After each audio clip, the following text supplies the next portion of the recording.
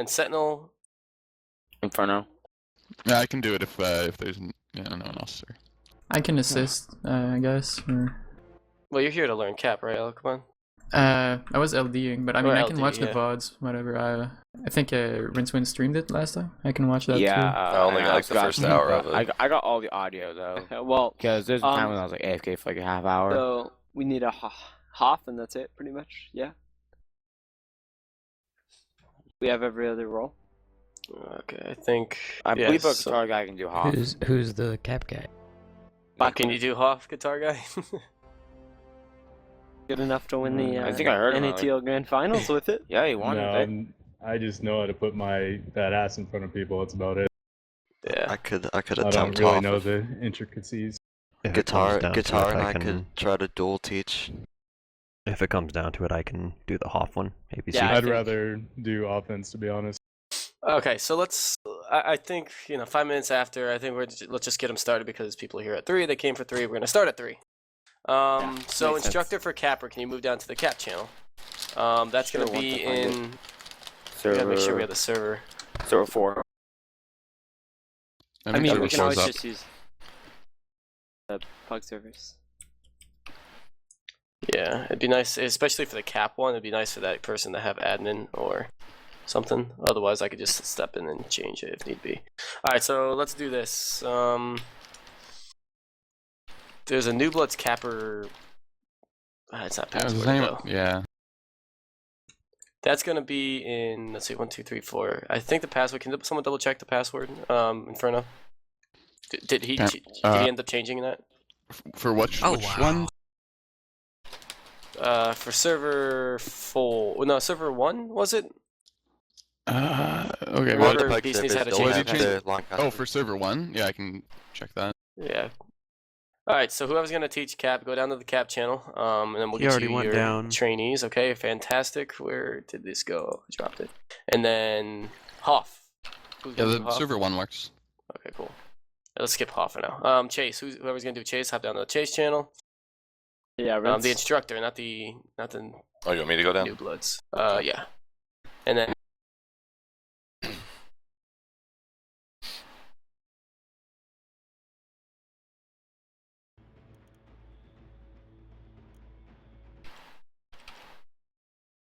Interesting.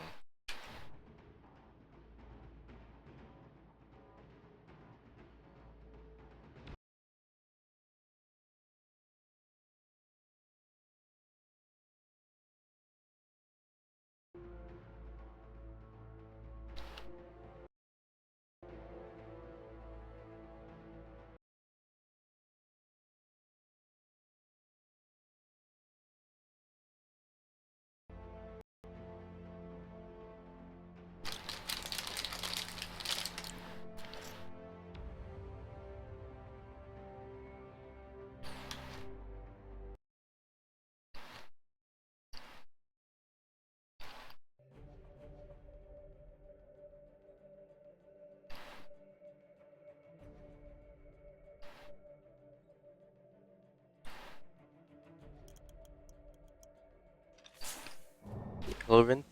Hello. Teach me how to be amazing LD. Someone needs to teach me how to do that first.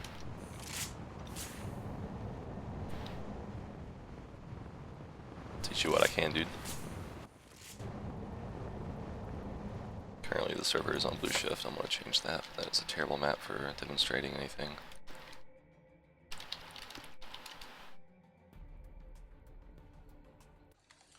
You're gonna teach me something, Rince? I'll try. Hello. Gary, weren't you there last night? Yeah. I How left though. I was say, how did it go after I left? But if you have no idea, then don't worry about it. Fingerstyle just got your worksheet, I guess. I don't know. It was okay, I guess. It's Black Widow, cause he was there. Push those sandrakers off our world. Shazbot! I don't know how that would have gone, but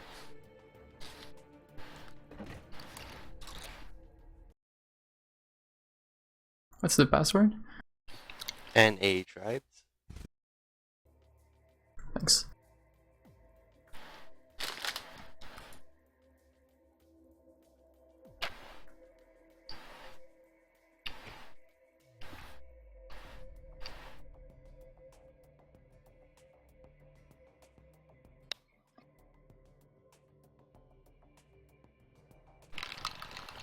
points does everybody want to have today? Looks like it. Alright, good. I kind of like smaller groups anyway. It's 3 o'clock in the afternoon. Oh, No one's yeah, gonna dude. be here. No. It was pretty packed last time, actually.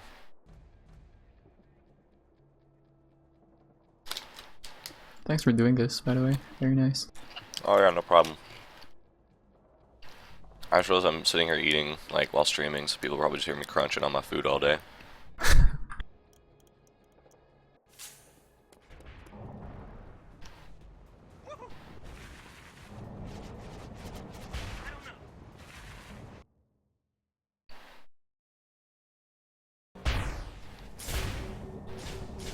Alright, so I see Lazy, Tacos, Scary, and Alakabon on the servers waiting on Acid, and Ryan and Rex. Are y'all finding your way to the server okay? Yeah, I'll be there in a sec. Yeah, I'm trying to get traps to stop crashing on me. Good luck with that. Yep.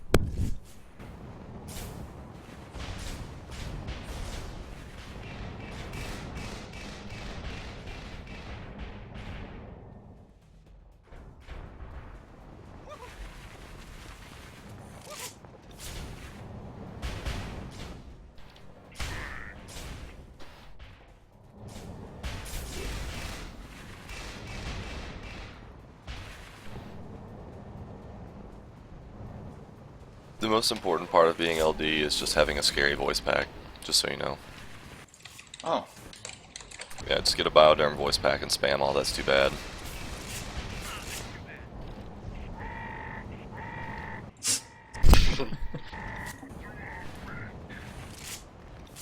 Like half your battles won after that.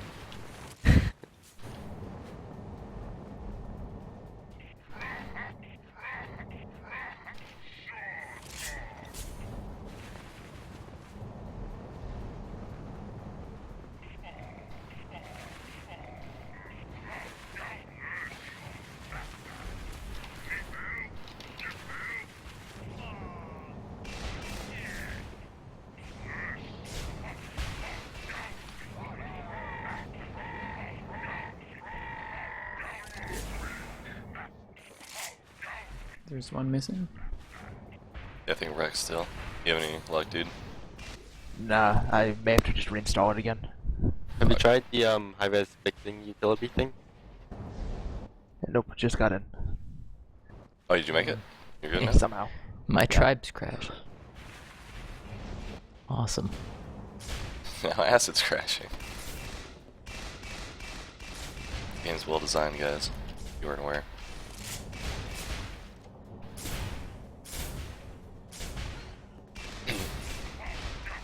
Is anybody completely unfamiliar with the role of LD and Chase? Like, or does everyone kind of generally get what it's about? Just kind of want to gauge where everyone is. It's a lot easier to do in a smaller group like this, because if you all are already pretty up to speed, like I know players like Lazy and Scary and Rhino obviously will know a little bit more than the new guy will.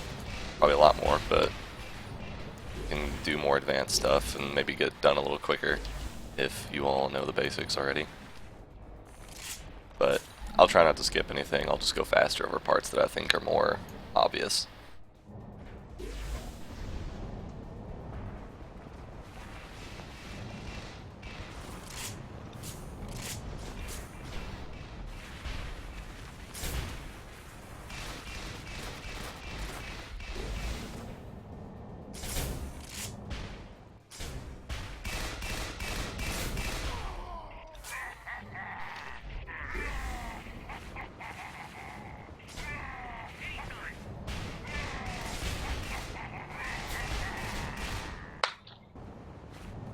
Scary, last night I went to a server and just spammed that my woohoo, like the laughing one, with some other dude who had the exact same voice pack just for like 25 minutes straight.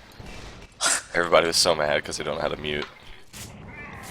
Yeah, I've had those muted like before the voice packs came out. Yeah, sometimes it's necessary. I don't normally troll like that, but I was a little inebriated.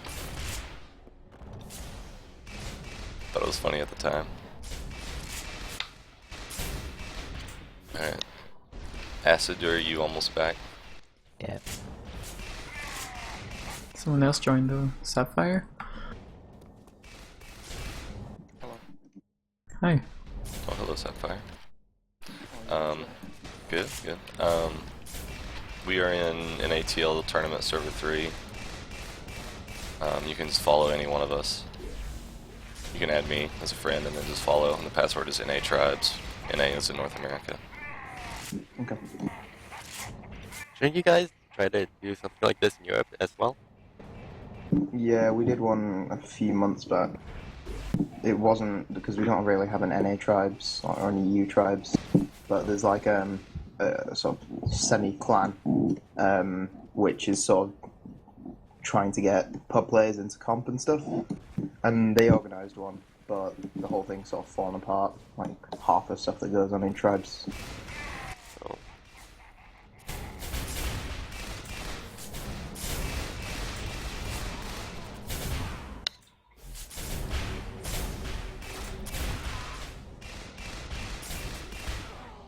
I got better ping recently, and I have to figure out how to mid-air people again. I always lead people too much now.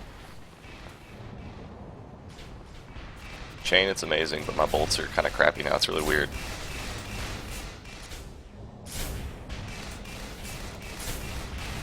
What did you have it for? Like 45, 55.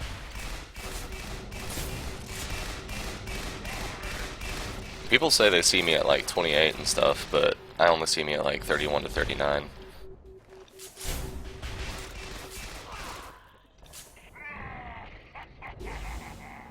Scary, why are you wearing the K out tag? Are you on K out now? Yeah.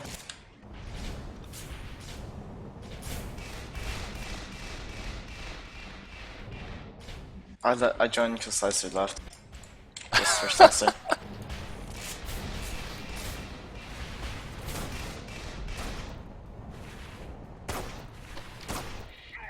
that Honor using ladder is so bad. Or the Honor scan. Alright, do we have everybody? Sapphire, are you almost here? Yeah, man. Okay.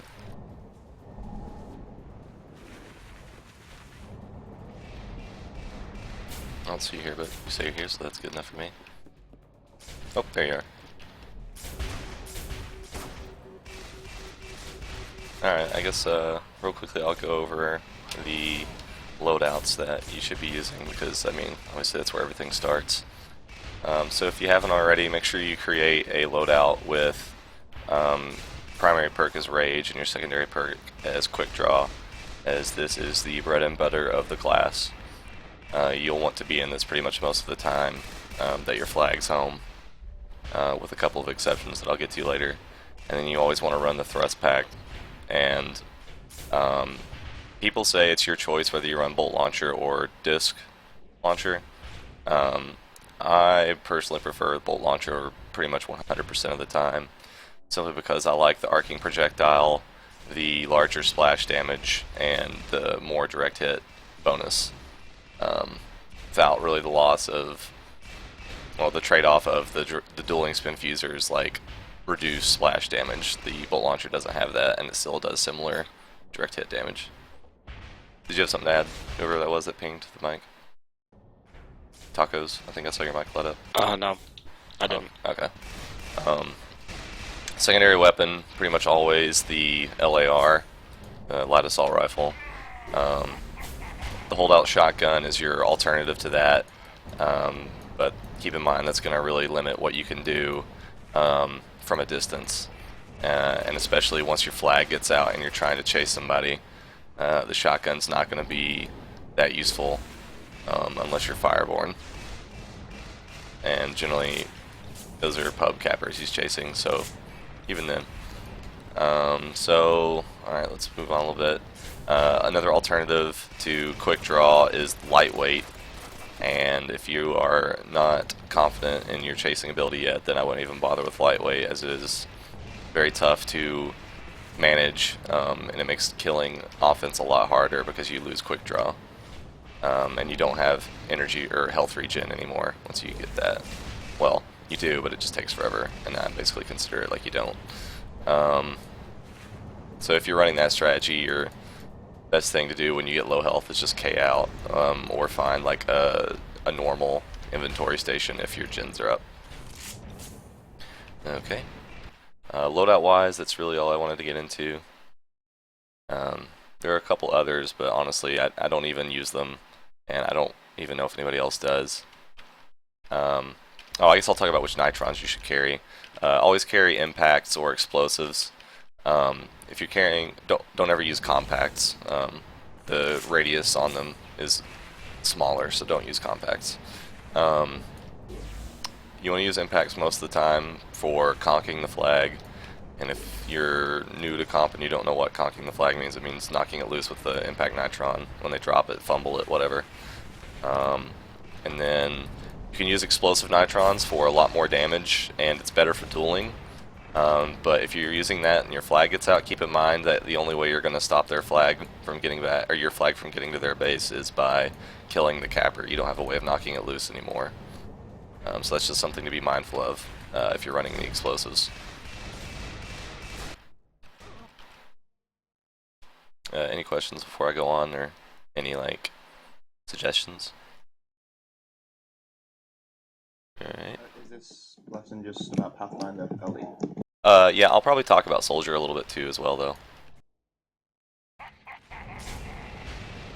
Did you have anything specific you want me to touch on before we really get into it, or? No, it's just for later, because I know sort of what loadouts to use for Soldier LD, it's just weather tactics and stuff, engaging offense is different. Oh yeah, I'm going to talk about how to engage each class that you're going to see on offense. We'll do a couple of demonstration duels and stuff like that, and I'll talk about what works against certain classes and what might work against one class won't work against another.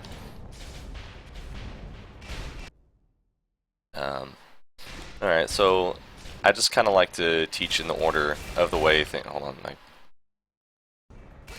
there we go, okay. I just kind of like to teach in the order of the way a pug will happen, or a regular competitive game, 7-on-7. So at the very start of the game, the very first thing you want to do is, hopefully you'll know who is playing offense for the other team, and you want to look at the scoreboard and look at what class they're running, so that you know what you're about to go up against. If someone's running Jug and one's running Inf and another one's running, I don't know, Soldier, it will give you some idea about the routes to stand that they're going to take.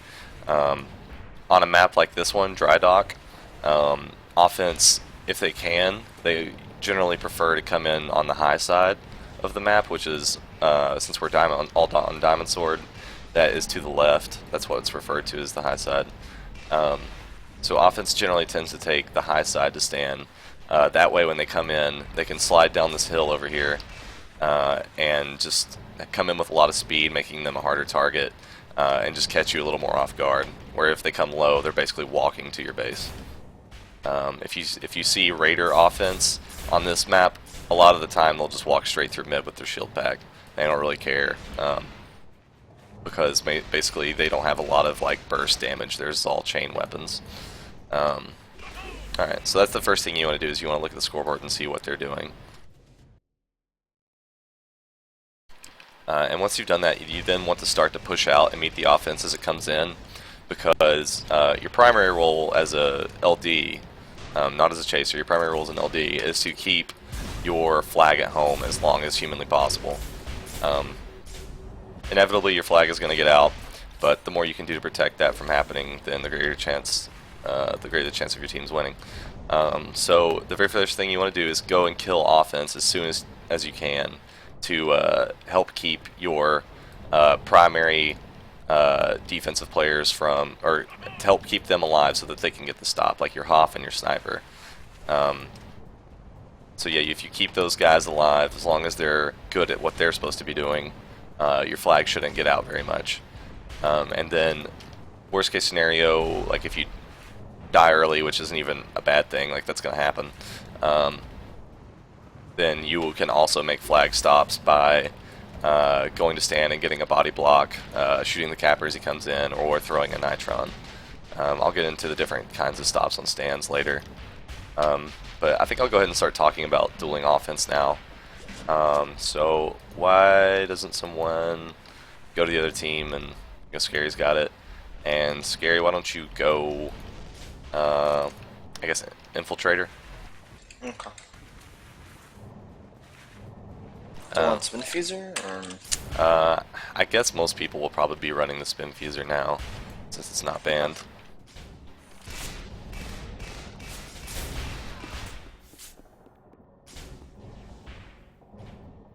Alright, so the thing to keep in mind with Infiltrator is that, you know, 7 times out of 10, or, you know, some generic number like that, you're never really going to see them before they, as long as they're good at what they're doing, you're never really going to see them before they get to your stand or to your sniper.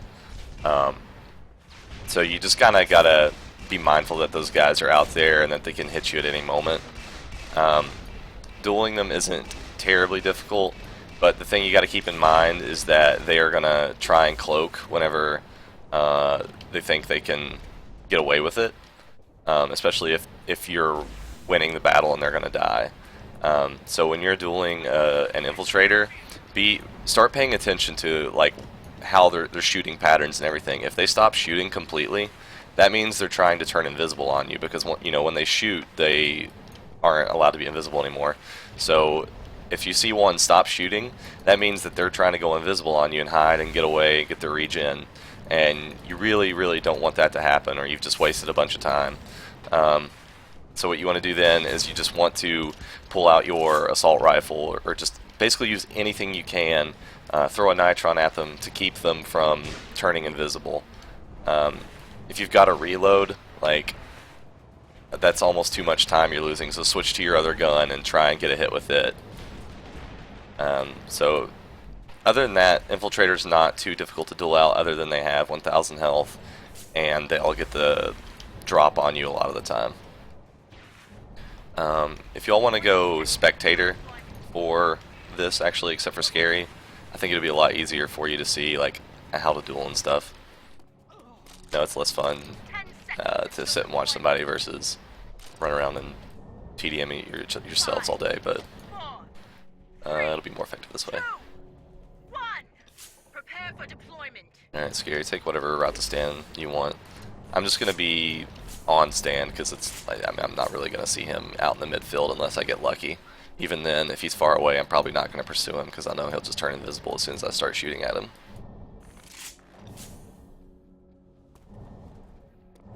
And keep in mind during these demonstrations that you're going to have a sniper with you, and a Hoff, most likely, and Doombringer or Brute or something like that. Maybe Jug.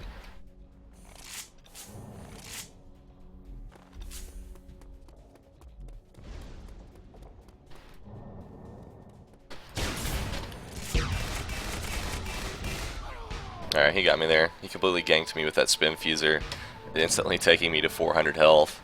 The best thing I could do there is react and just switch to... I immediately shot a bolt in the direction I generally thought he was in, and then switched the chain and just kept it on him. That close to stand, the Hoff or the sniper should be able to take him out before he can get his cloak back. So yeah, I mean, Infiltrator is a class you probably should be winning most of your duels against, except for guys like Mukhtar, who are just incredibly good with inf knives and stuff like that.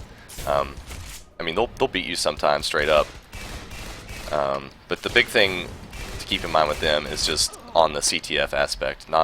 It's not about winning duels all the time, it's about keeping your flag home. Alright, go Soldier next. Tell me what spawn you get, and we'll pretend like I got the spot early and I can come meet you. I got low spawn. Okay. Alright, so he's got low spawn. Like, say sniper spotted some offense low. I'm like, alright, I'll go out. I'm gonna push out and engage them.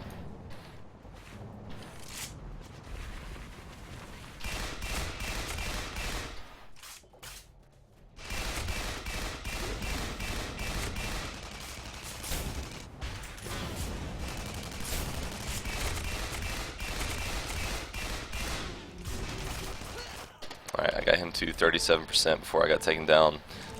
Ideally, when he's that open, sniper's going to be putting shots on him, and he probably would have died early as long as the sniper hit one decent shot on him.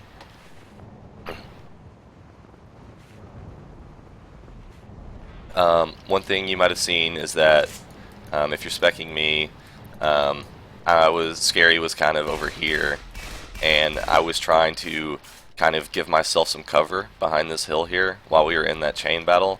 That way if he decides to shoot his disc at me, it was hitting like right here, which completely would protect me from the blast on this side of the hill. So I mean, use cover in this game, honestly. Like it's not like Gears of War or anything, but if you're using a chain weapon, it's really easy to just pop your crosshair just enough over the hill and chain at guys while you can, making yourself a much harder target. And then with the soldier, you got to be mindful. He has, like you, a splash damage weapon with the disc launcher, and then a assault rifle. Beautiful demonstration, Scary. A assault rifle, similar to yours, except even more accurate, and with a bigger clip. So you're pretty evenly matched in terms of your equipment, except he's got more health and he's got grenades. One thing, like what I was talking about, keeping yourself behind the hill to block their line of sight on you. When you break LOS, a lot of soldiers are going to start to throw grenades at you, so that when you reveal yourself again, there's suddenly going to be a grenade in your face. Why don't you go ahead and like throw one, Scary? I'll show you what I do. Like, okay, I see the grenade, I thrust pack away. That's generally my technique for dodging a grenade that I see late. Use the thrust pack for that if you have the energy. Sometimes it's going to be too late. You might be energy starved and it's not going to work. In that case, just try and get away as fast as you can. So just be mindful of the grenades. Some things you can use. Don't forget that your nitrons can still be effective dueling techniques, especially when you get them low.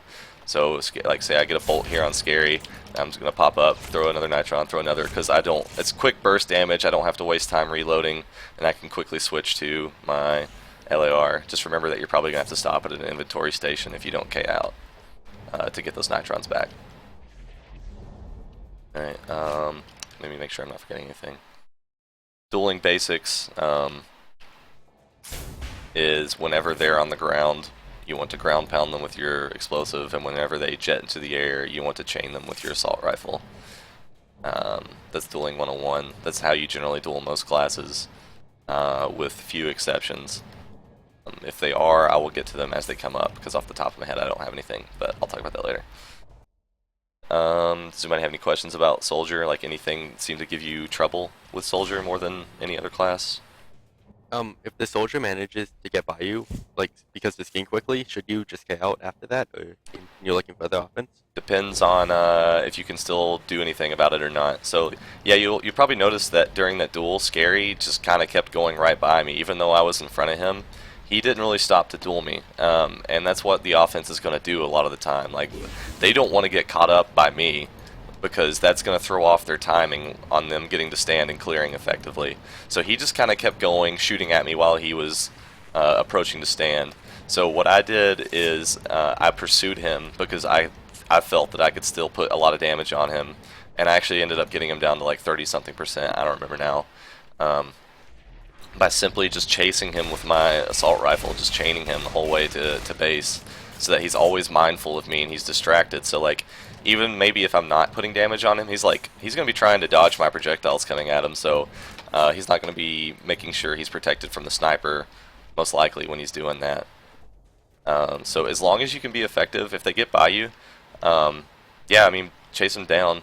If there's other offense near you that you can pursue, like another guy just started his route to stand and you're going to catch him early, that's also an okay thing to do. Be like, hey, I got this soldier low, he's coming to stand, keep your eye on him, put a snipe in him or something, I'm going to go get this other guy.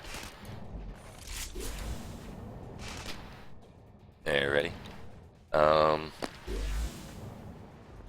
If we finish early, we can actually practice our duels against each other. Like, you all can just get a dueling partner and just swap out every other. I think that would be fun and good practice for everyone. And I'll try and watch as much as possible, but right now let's keep going. Let's move on to what you'll see next, which is Raider. Oh, didn't realize you were just going to use the inventory station. I'm stupid. Sorry. Alright, Sorry. So Raider has a or a jammer pack, but if they're using that, it's generally so they can get to the stand without being seen. Some people like to Raider cap with that stuff, but that's not really your concern as much. So in case anyone doesn't know, the shield pack draws energy from your jet energy, like, you know, whatever the hell it's called, your energy pool, your mana, I like to call it sometimes. So with that in mind, that shield pack, especially when fully charged, is going to protect the Raider from a lot of damage. And so they are going to want to keep that energy as full as possible. So if you're not shooting at them, they're going to try and turn it off to build that energy back up. And when you are shooting at them, they're going to be staying low on the ground so that they're not jetting and wasting any energy. Generally, the only time you'll see a Raider jump in a duel is when they can tell that you're going to ground pound them. So you can try and camouflage your techniques, make them think that you're going to chain and then ground pound. Like, one thing I like to do that I don't think a lot of LDs do in their dueling, well, what I think most do is they'll just fire with one gun until it's empty and then switch to the other. What I like to do is I'd like to shoot, switch, quick draw, and then switch back to the LAR because it's just so fast. You're like, okay, this guy's chaining me. Holy shit, there's a bolt in my face. What just happened? And then he's chaining you again. That's something I like to do. Feel free to use that, practice that technique. It's kind of weird to get used to because you got to get used to the timings of quick draw. That's my favorite thing to do to a Raider to catch them off guard. So when you get in these like AD duels, which means you're just both strafing back and forth, like you see me and him, we're just making ourselves as hard to target as possible. Raider's probably going to kick your ass in that because he's got really high DPS chain weapon. He's using the NJ5B, which does 125 damage each direct hit, you know, until you get into fall off range, but at most ranges you're going to be dueling, there's not much fall off. Expect to lose a lot of duels to Raiders, but that's okay as long as you get them low and keep them from getting to stand in time. Because Raiders, like I said earlier, don't have a lot of burst damage. Like, they do have the grenade launcher, but I'm of the opinion that it's not terribly hard to dodge. And then they've got the EMP XLs, which do have a large radius. I think it's the largest radius grenade in the game. But the amount of damage that they can put out on stand versus a soldier is much smaller, given that a soldier's 4 AP grenades can do 4,000 damage, and then, you know, then they've got their explosives and their chain weapons. Raiders do not really have a ground pound weapon except for the plasma gun, but it has a small radius. This is where you get your one advantage over Raiders, is that they don't have that ground pound. So you don't have to feel that bad about staying on the ground. And actually, if they're using plasma gun, if you get too close, they're just going to eat you alive with it because it's not a very hard gun to midair with. I don't think it has like 0 inheritance, so it's kind of like Quake Live, if any of you have played that. Or it's like a very small inheritance, I don't know.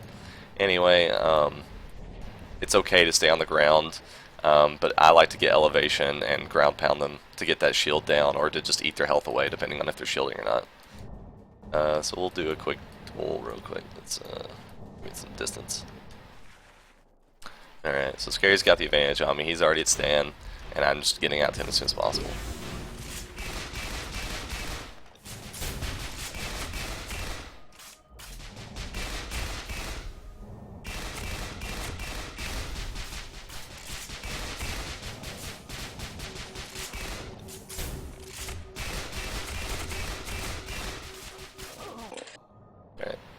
I got him to 40% right there. Pretty good considering it's out. Oh, I'm spawned in Raider for some reason. Pretty good considering that he is that close to stand. Anyone else that close to stand, like my D, my Hoff, my sniper, will put shots on him as well. So that close to stand, probably he's not going to be able to do much there. Out in the field, then yeah, I would have slowed him down, making his clear much less effective. Pathfinder, LD, you got to keep in mind you're not going to win a lot of the duels. If you try a soldier LD, that will help you win a lot more duels. But that is a more advanced tactic again, because you got to keep in mind what are you going to do once your flag gets out and you're stuck in soldier. You're probably not going to chase very well if the capper has any decent speed. Okay. I guess we'll move on unless people have questions about Raider. Also against Raiders, if you should try to pick up any ammo packs around them so they don't get health from survivalists. Oh yeah, Yeah, a lot of raiders do run survivalist. That's a good point, Lazy. So yeah, if you see a nugget laying around and you can get to it before they do, I mean, don't completely sacrifice your health. Like if you're going to get killed going for it, then maybe just keep them from getting to it by, you know, if they go for it, shoot the area around with a bolt or something. So yeah, good point. Alright, which class are we going to move to next? Juggernaut, I believe. Juggernauts are going to... Oh, hold on, I need a drink of water. Much better. Alright, Juggernauts are going to have a Merv or a deluxe spin fuser, or not spin fuser, deluxe mortar. And then some do run the spin fuser, but most are going to run the X1 LMG, which is that scary ass chain gun that has 80 bullets in its clip and rips you apart if they get consistent chain on you. My technique for a jug is I never go straight at them, I kite them, which kiting means like kind of strafing around them, just keeping your distance, never getting too close, because if you get too close, you're going to be an easy throwing disc, which those things do a shit ton of damage. I think it's 650, and that move is not telegraphed very easily, so you don't always know when it's coming. The biggest sign you can look for is when they just lightly jet into the air, especially when they have like lower or higher ground on you. If the elevation's different and they start jetting, then that means that they're trying to get some kind of elevation advantage on you for a throwing disc. So you keep those in mind. The heavy classes are the ones I say you should never really be scared to go for mid-airs on, because they are they have the biggest hitbox. So if you think you're any decent at going for mid-airs, definitely go for them on the heavies. Alright, a lot of the time you can be caught if a jug gets into position before before you've caught them anywhere, meaning like on this map they're going to be up here on the middle hill shooting mortars, or they're going to be up there on the back hill. Those are the most common spots for jugs on this map. And they're going to have an elevation advantage, so by the time, like if you want to get to them quickly, you're probably going to use your thrust pack, and by the time you get to them you're going to be pretty energy starved. So once they're in position, they're a lot harder to deal with than if you meet them early. I guess we'll go ahead and demonstrate a duel, just because I don't know what else to add right now.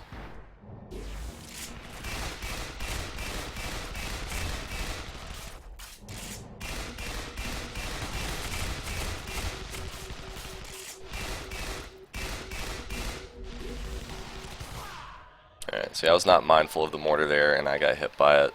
I always lose duels in these damn workshops. It's stupid. I always win them in bugs, but I do terrible in these workshops.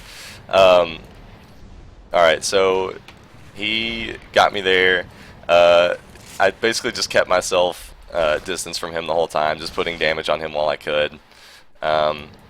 There's a ton of different ways to duel jugs, really. It just depends on what range you're at. There, it was long distance, so we just got into a simple chain duel. I used this little hill right here to make myself as small a target as possible, but I was dumb and did not move out of the way of the Merv. Don't do that. Don't stand in the range of mortars. That's bad. Let's see. Closer duels, that's when you're going to be using your ground pound more. Alright, let's start from here.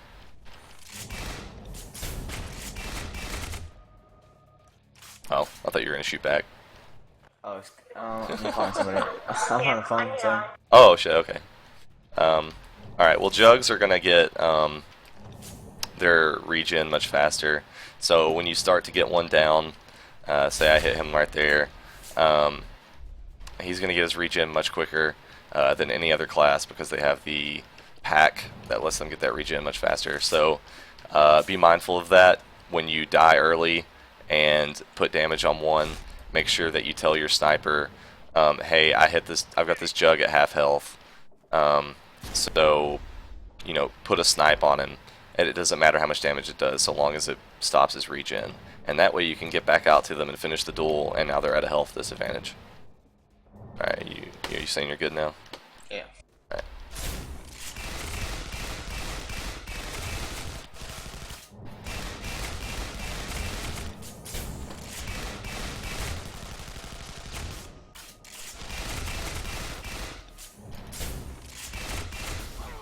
Oh, nice disc. I didn't think you could get me there.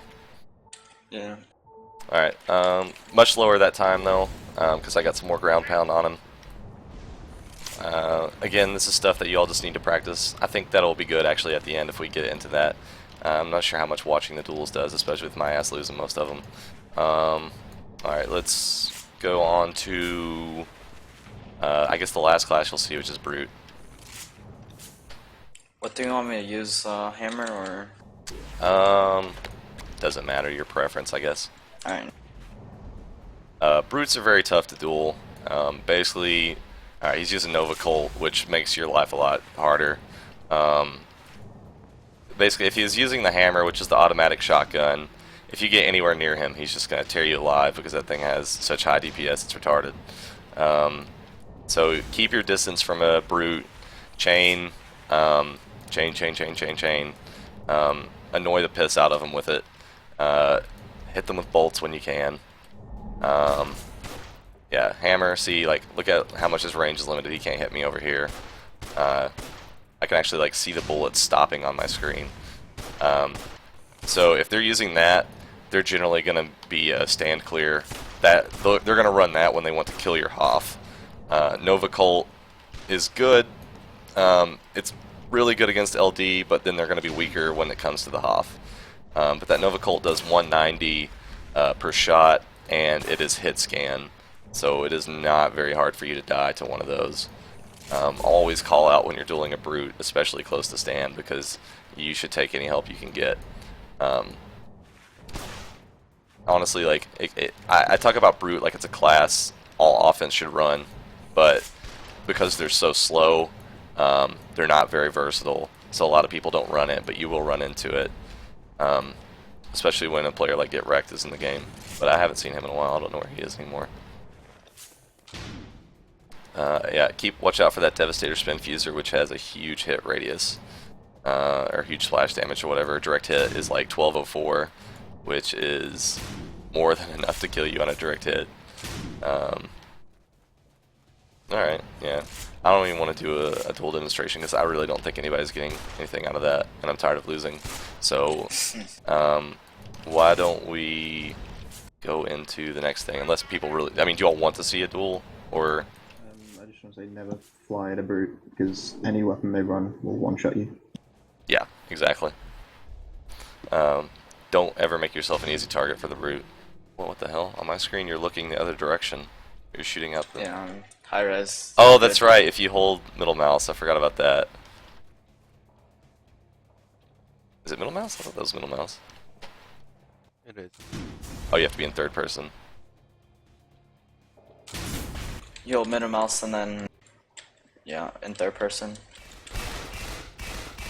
Doesn't seem to be working for me. Oh well. Anyway, alright, let's get back on topic.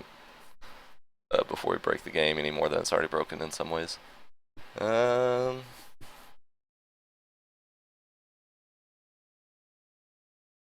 a somewhat related question. Go for it. If, say, the offense is running one Inf, one Brute, one Raider, which one do you go for first? Or, like, is it the one that's more open so the sniper can support you, or is it just the first one you see, or? A lot of the time it's the first one you see, which is probably not going to be the Infiltrator, unless you're just, like, in some good positioning early on. So Inf is going to be tough to go for early. If you see the Brute and the Raider, I mean, depends on where you see them. Like, if you see them traveling together, then obviously you're just going to engage the both of them. When you do meet two offense at the same time, you generally want to pick on the weaker one. So, like, well, Brute and Raider, it's debatable which is weaker, because of the shield pack giving them so much extra health. That's a tough duel to win. I would probably go for the Brute just because he's slower and he doesn't have that shield pack that I have to play a guessing game with how much energy he has left. Oh, and he could also, yeah, I forget they run an energy pack. So yeah, be mindful of that. Not as many run that as like a Raider does, but sometimes I forget that just because I don't really ever see it that often. So yeah, there's that to keep in mind as well with the Brute. But also theirs doesn't last as long as the Raiders does because they have a smaller energy pool. 85 energy. Yeah, they have a much smaller energy pool, and any jet that they use is going to eat their energy really fast. So yeah, I would pick on the Brute first. If you could isolate him from the Raider, that's great, but they're probably going to be smart and stay as a tag team and double team you, which in that scenario there's not a lot you can do. Now if you're saying, like, if you see them on opposite, like say you're in the middle of the map and you see one on the high side and one on the low side, then yeah, you can probably use your best judgment. That's really a personal decision, who you want to engage, who you think you're better at dueling, who you think you might have a terrain advantage on. Alright, thanks. Yeah, no problem. Let's go into stand defense. So like making stops around stand. There are 3 different types of stops that you can make on stand. I am over here on the DS stand.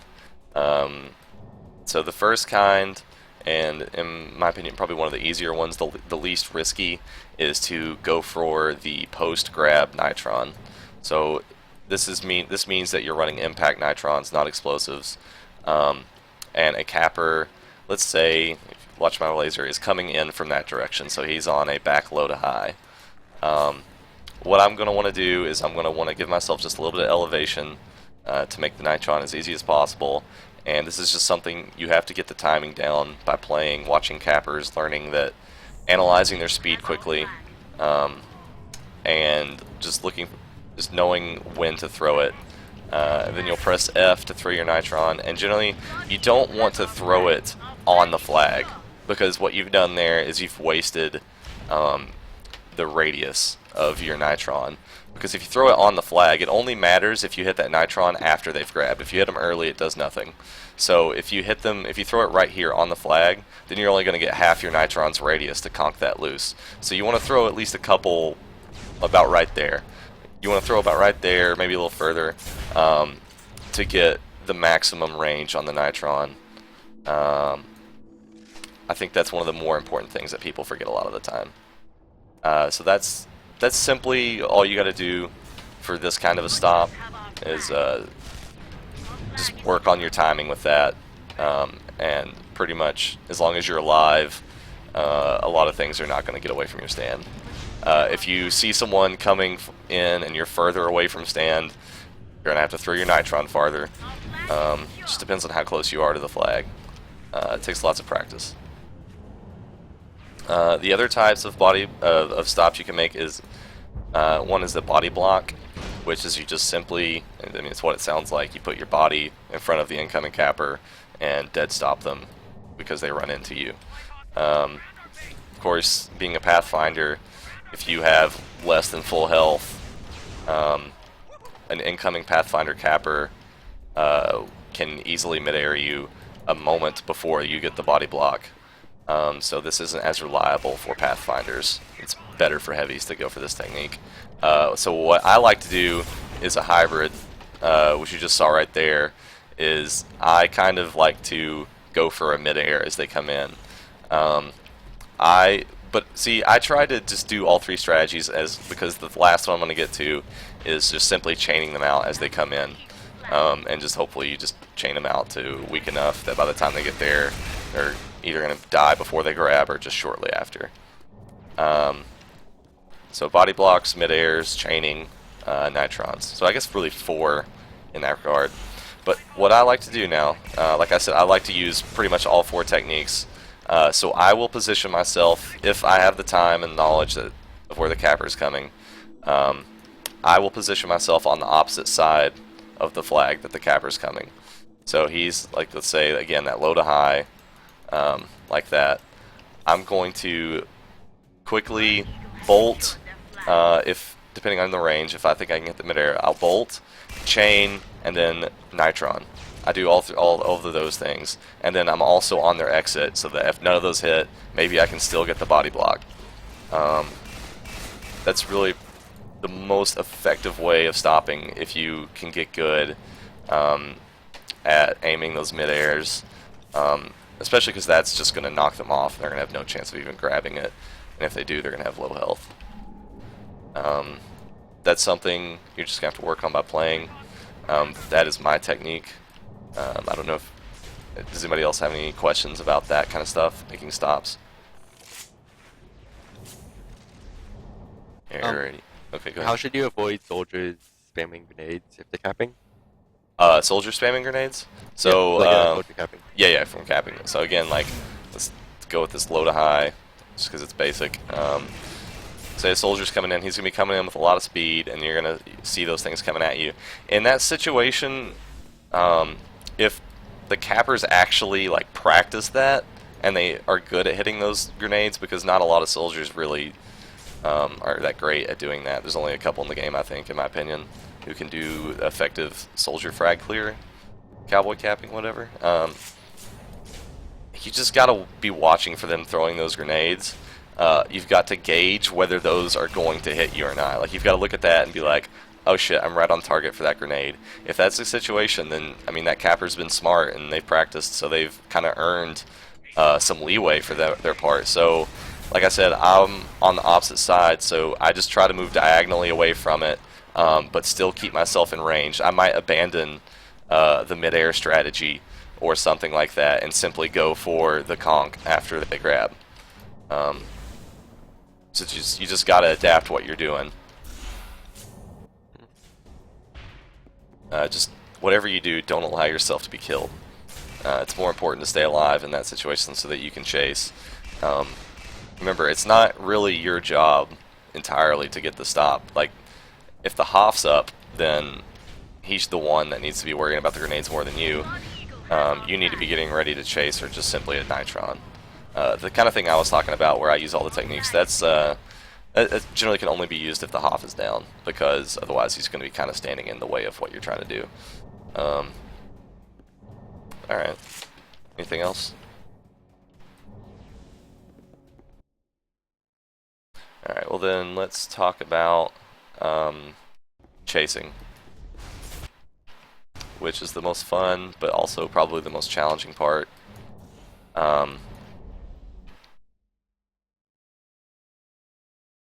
Just one moment, let me look at my notes really quick and let me think about how I want to approach this first.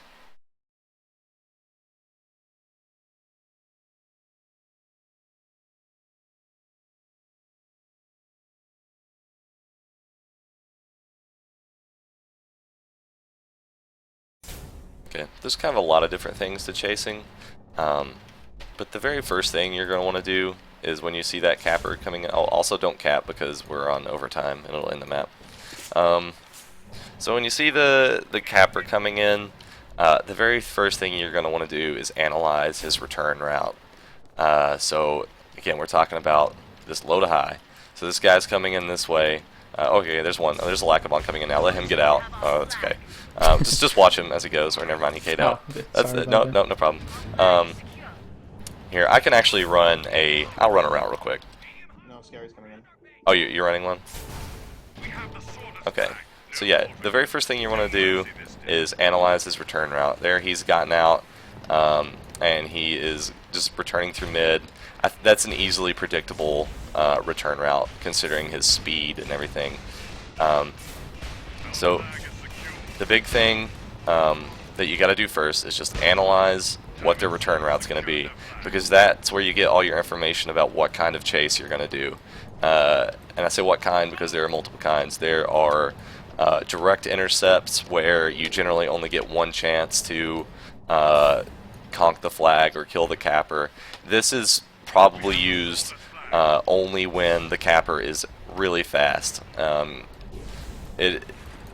Let's say like Tasty Ham or Mog or one of those good cappers like that has come through on a 300 route, and you're in Rage and Quick Draw. There's zero chance that you're going to get up to 300, at least with any decent health.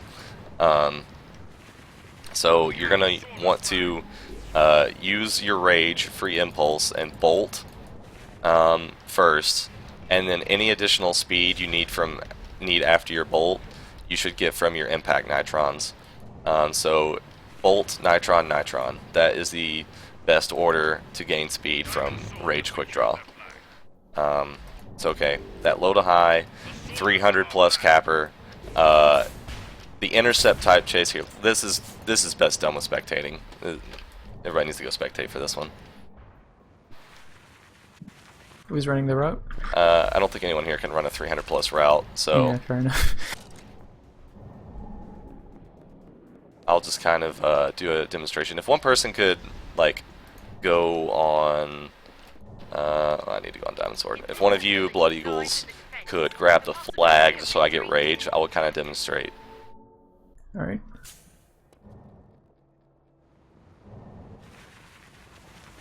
So I will use my laser to demonstrate where the capper is. Well, I'll do a demonstration. Alright, just keep in mind, because this is going to be kind of hard to do without a capper. Don't grab yet. Yep. So, capper is going to be, this is, let's say his return route is 300. I just killed myself because I'm retarded. Straight through mid here. Do it in this, because I thought I had egocentric on. Okay, so let's say he grabs here, and then this is going to be his return route. Just straight through mid. He's going to catch this lip right here, quickly, curve back. I mean, it's going to be hard for a 300 capper to make these turns, but just for demonstration purposes, and then boom, he's going to cap. In that situation, and on this map especially, that is a hard route to chase. So if someone gets out that fast on a low to high on this map, there's no way that I can go over this middle hill. There's just zero chance, because I'm going to lose so much speed trying to get over it and so much energy. He's going to be at his base by the time I'm even, he's going to be capping by the time I'm even remotely close. So why don't you grab, keep in mind that route I said he was going to do. So what I'm going to do, I see, holy shit, that guy's fast. I'm going to go straight through lower mid right here, because that's about as much time, that's about the only way I can be effective. And I'm going to try and meet him as he's coming in and chain him as he's coming down this way right here. Hopefully maybe get a conk right there before he caps. And that's really about all you can do in a situation like that. If you're running lightweight, it might be more viable to chase him, but again, on a map like this where your base is in an awkward position, you just got to be thinking about what's the most optimal route. Because it's a waste if you try and chase that route in Rage Quick Draw. You're going to be doing nothing. And alright, so that's the intercept route, meaning that there's one chance you have to make that stop. The other one is if it's just a slower route. And does anybody know like an over the cliff route, or maybe just fake one? Just make one up. Down the slope or directly from the back? You could do an inf slide or something. That's chaseable. Oh, never mind. Oh, you won't? Okay. No, it's okay. I can do an... the one I was gonna do is not chaseable. Okay. Like I'll do an inch drop thing, kind of. Yeah, something on this map you'll see a lot are what's called an inf slide or a backslide. I call it inf because mostly infs do it, because you can't really see them coming in. It's a really cheap tactic, but it works, so people do it. That will come in. See, there's Rhino coming in right now. I'm just going to ignore. I'm not going to go for conk. I'm just going to talk about chasing. And he missed the flag. I don't know if that was intentional. Oh. It's okay. Alakabon's going to get it. There we go.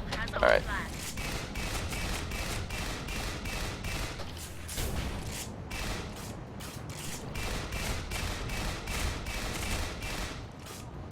Alright, there. I got him to crater because I got him weak enough.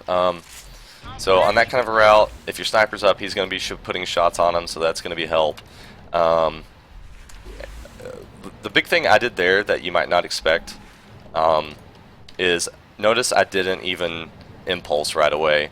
I analyzed the speed, saw it wasn't that great. It was just standard backslide speed. I'm probably not going to chase it anymore while I'm talking right now. So I analyzed the speed, saw it wasn't that great, and knew that added, it's like rage reduces your mass or something, so you get a little bit better thrust too.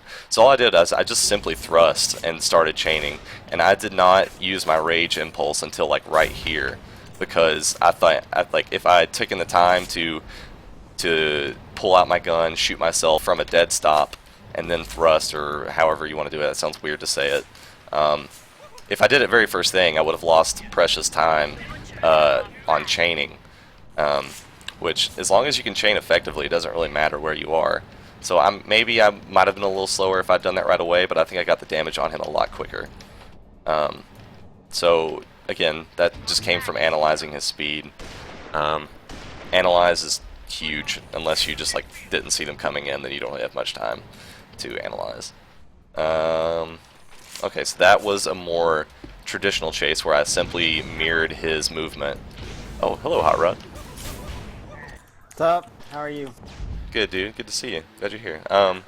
So Hot Rod's got a little more speed, so I'm going to take the last type of chase route, which I like to call like a Y, and I'll explain it here in a second. So like I mirrored him, and then I caught up to him. Now he's dead. I mean, he wasn't trying very hard, and neither was I, but I call it a Y because look at this. Alright, there, I typed that out. What that is, I mean, it's kind of weird to look at. Like, I am one line, and he's another part of the Y, like, for different parts. Man, this would be better if I could draw it out. But, this is going to sound silly, but this is how it was explained to me once. So it's like the two lines are coming together. He has a bowed return route. So he's on that route that it's not a back to front. So he's going to kind of bow out away from the stand and then curve himself back in.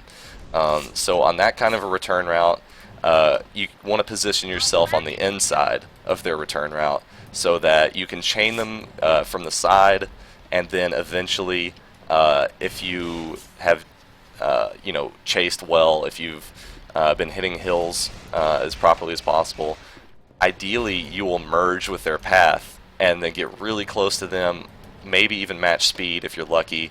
Good cappers you probably won't. But you can get close.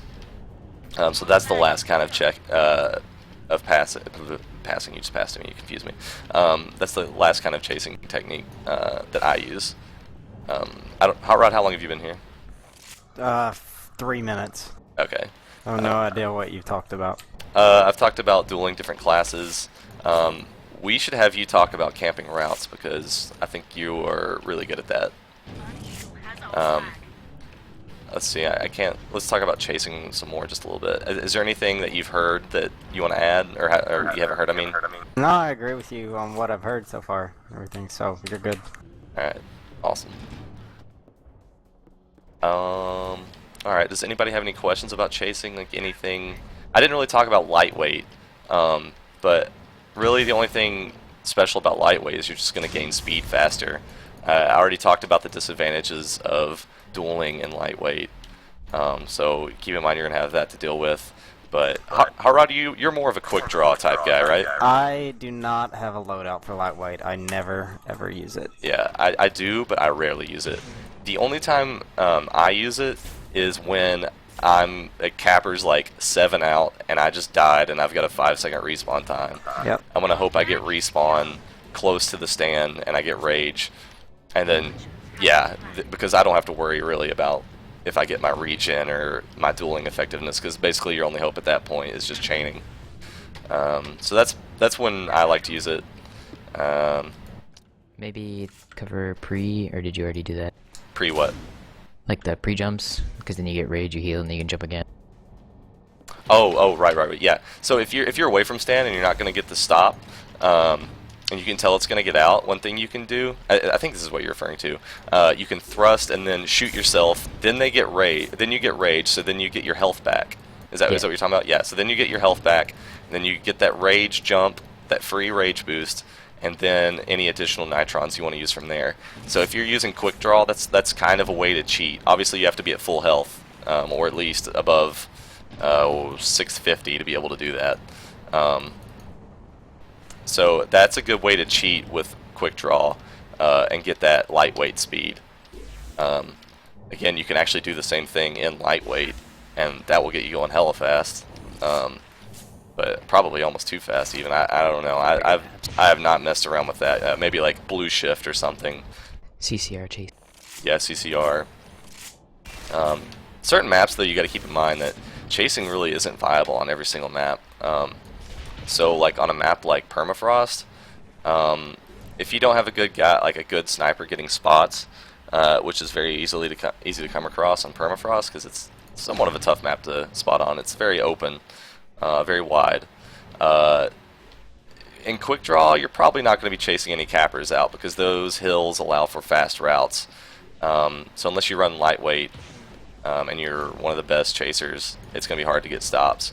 So what I like to do on that map is, honestly, I like to just run Soldier D and just try and kill offense so that the Hoff doesn't get cleared. Hoff is going to make more stops on Permafrost. Hoff's going to make a lot more stops than you are, especially since it's even an awkward stand to Nitron on. It's really strangely shaped. It's hard to place them, and you're easily knocked out of position because that stand is so open down in that bowl. You might want to include M stations for stops. Yeah, and then one little technique you can use now that mines are banned. This started coming around. You can call on an inventory station like on a common exit route, like right here. I've just called one in. This would block a low to high, so the capper will come in, and then he grabs and boom, he hits the station. It's just kind of funny when that happens. It doesn't work that often, but when it does, you're like, hell, I'm glad that was there, because it will work on occasion. So if you've got credits burning a hole in your pocket, then by all means put an inventory station on an exit route. Alright, any more questions or suggestions? Okie dokie. How do you shoot? You press F. Have you, I don't know how far we are in your little syllabus that you have, but, like, I think that I was kind of joining the one, I joined the one last night a little bit later, but I think, like, map-specific stuff is something that we could go over, like positioning on LD or something. Agreed. I don't know if you've touched on that or. I haven't. No, we've been sitting on dry dock the whole time. I got you. I have talked about the specifics of this map and like how it's harder to chase because of the hill in the middle and whatnot. Positioning wise, like I said, I mean early on you want to be pushing out, killing offense. At least this is my technique. Hot Rod might do things a little differently. He might immediately go camp routes. I'm not sure exactly how you do your playing at the start of a game. Is that right? Do you try to camp right away, or do you go for O? Right away, I always usually go camp because I sacrifice. I know they're gonna get the gens down, so I'm gonna sacrifice my gens and see if I can get a spot on cap. That's always my first play. Or I actually, on some maps, which again this is map situational, I try to suicide into the sniper. Take him out early. Yep, that's usually.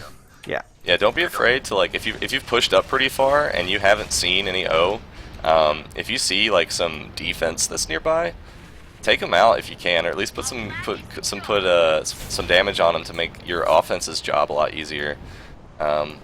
It's always like an unexpected gift to the offense when their job's a little easier. They'll be grateful. Just make sure that you don't mess around for too long and let your stand get overwhelmed.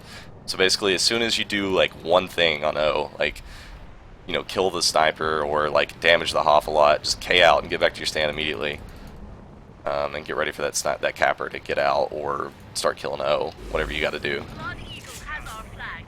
All right, there's that. But as far as positioning on this map, let's take this situation where you don't know where the capper is. You see their offense coming in, and you've got to duel on the stand and stuff. What a lot of people I think are pretty poor at nowadays is just making themselves very open to attack and vulnerable to attack. And on a lot of these maps, if you'll just like take some time and look around, there's places where you can easily hide from at least chain guns. And most of the time, the people that are coming in aren't going to be running any type of quick draw to where they can ground pound you quickly. But like this little box on the stand here, I play with it all the time if I'm taking chain gun damage or something. So that's like, there's stuff like this that's on every map that I think people need to be aware of, and it helps you stay alive that much longer so you can try to get a conk on stand or something. And I even play in this tower up here too, and I try to save my jets as much as possible. If somebody's chaining you, you want to be on the ground anyway, so you don't want to be using your jets, and if people are crashing the stand hard, I'll just boost up to this tower here. And then you can easily watch pretty much all the routes that are coming in, except from this pub route that's going to leave out the back anyway.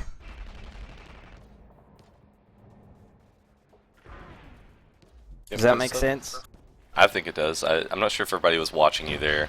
Everybody seems to be kind of TDMing. Guys, make sure you're paying attention so that you're actually getting something out of this, not just TDMing each other. Yeah, that's a good spot. Listening is good, but you got to see what he's doing too to really understand what he's saying there. So you can simply go spectator. I mean, not right now because I think he's done, but just make sure y'all are paying attention to whenever we start talking about positioning things, because those are really important and will help you get much better as an LD if you use those techniques. All right. Yes, I think that's good for dry dock. I think we spent enough time here. What's another map we should probably talk about the uniqueness that gets played a lot? The arc stand is really tough. Oh yeah, that is tough if you haven't practiced this a lot. I'll switch to that.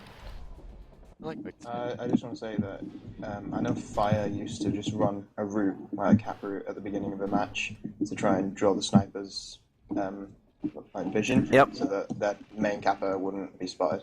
That's that's one of the benefits of doing the route camping stuff too. I think if you want me to get into that, I can kind of explain it while the map switching. So if you're gonna camp routes, there's kind of like, I think I've narrowed it down to 4 objectives of what you can do and how you can benefit your team. The first is exactly what you said.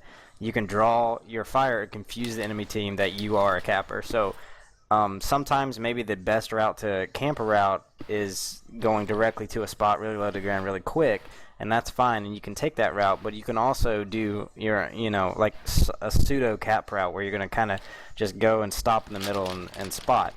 But the enemy team, they can't pick out your name from all the way across the map. They can just see your little player. So they have no idea if you're Tasty Ham that's, leaving on a route or whatever. So that draws sniper fire, which your capper will love you for that. Because if he gets halfway across the map unspotted, then, you've got a better chance of getting out. Another thing that, so that's one objective kind of camping routes. Everybody go spectator except for a hot rod. Another one, I'll do it in order of, I think, importance. The most important thing for a camping route is to get the spot. You want to know where the cappers are coming from, because it's going to be tougher for you to kill them. It'd be easier for you to call, oh, hey, we got this guy. He's 15 seconds. He's running a left route. It looks like it's going to be back in 15 on this map. Your sniper can then focus him. Your sniper can then take over for calling the times of when that capper is coming in, and then you and the Hoff can sit there on stand, and you're going to be expecting him. If you can, when you're camping a route, and like if I'm camping arcs, I usually this side right here is where most of the routes are going to be run. So this is the side that usually our sniper sits on the entire game. So I'm going to kill out and run one on the other side. So what I'll do, if I need to get out there quick, I won't go all the way back because nobody does that. That's a terrible spawn for this, but you can still get out here pretty quick. You sit here and you can anything that's going on the sniper hill, and then all the routes that are going to be coming on the right side are going to be coming through here. So you can at least get a spot early on, and the only route that comes in like within 10 seconds is a short route right here, which is easily stopped if your stand is aware that they're coming. So you want to first get the spot. Most of them will come through here. That's your first objective. Second objective is to stop the regen. So if you can, pull out your chain gun immediately. See if you can keep them low, because all cappers are going to take self-damage in order to get speed. And usually about halfway in the map is when they're going to be really low. So if you can, 2 or 3 chain bullets and get the kill. But that's like, if you get the kill, it's a fantastic job, but sometimes it's not. You can still be successful camping routes without actually killing the guy. If you can stop a regen, it could totally mess up a guy's route if you do it at the correct time. And all in all, keep watching him after you do that. Sorry, go ahead. All else fails, you've got the spot. And let's say you spot a guy leaving early. Let me get out there. Notice that he does not care to waste impact nitrons on himself there, because he's not expecting to be engaging any offense. He doesn't care that he has low health, because the capper is not going to stop to duel him. Yeah. So let's say you spot a guy right around this area. He's going to be running this back weird route. You get a couple shots on him, stop the regen. He's coming in 15 seconds, that's fine, and you can be back on stand. You got a 5-second delayed respawn, but you can be back on stand. Your sniper can be spotting him. You can help duel. and you can be ready for Nitron or whatever. And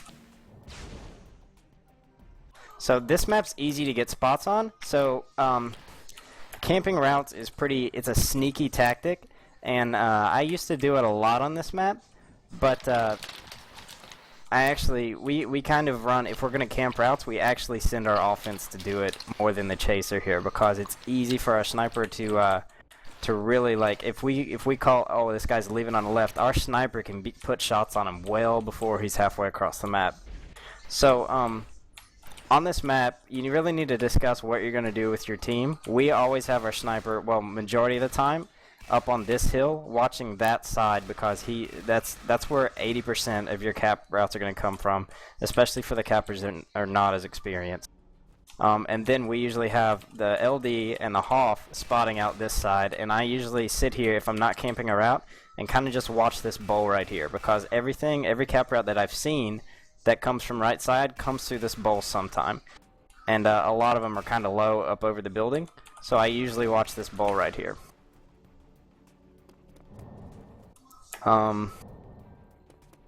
Let's see, loadouts for this, I mean, you can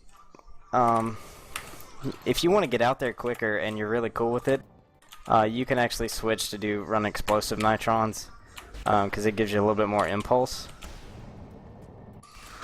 I usually don't do that, but your health doesn't really matter when you're camping around. Just make sure that you don't kill yourself. And don't forget to switch back into your normal class. Yeah, don't forget that every time you die, reevaluate what class you want to be. I use 3 of them. 3 classes mainly. I've got this loadout, which is Bolt Launcher LAR. That's on all my loadouts. Impact Nitrons, and my perks for this one are Rage and Quick Draw. This loadout, I've already talked about the loadouts like that. Yeah. And bread and make butter sure you have it quick. is Rage Quick Draw. Couldn't you use lightweight for camping routes too?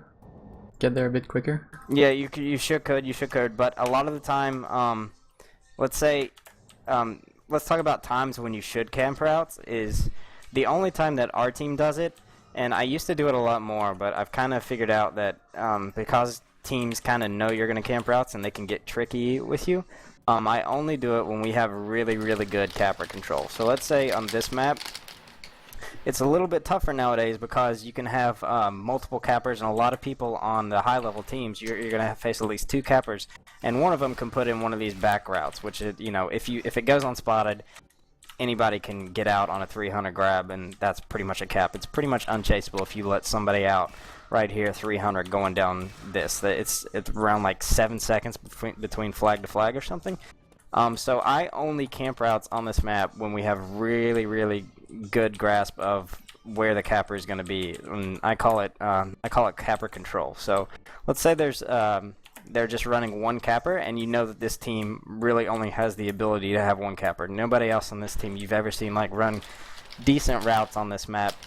When that capper dies, let's say the sniper gets a mid-snipe, you're still sitting on the stand with full health, and you might be in your in your Rage, Quick Draw, Explosive Nitron, or Impact Nitron loadout.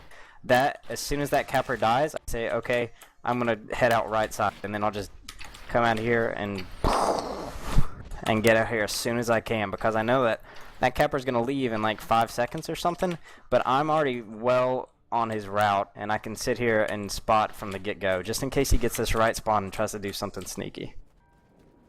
The sound effect is always necessary when you self-impulse, by the way. That's true. Yeah.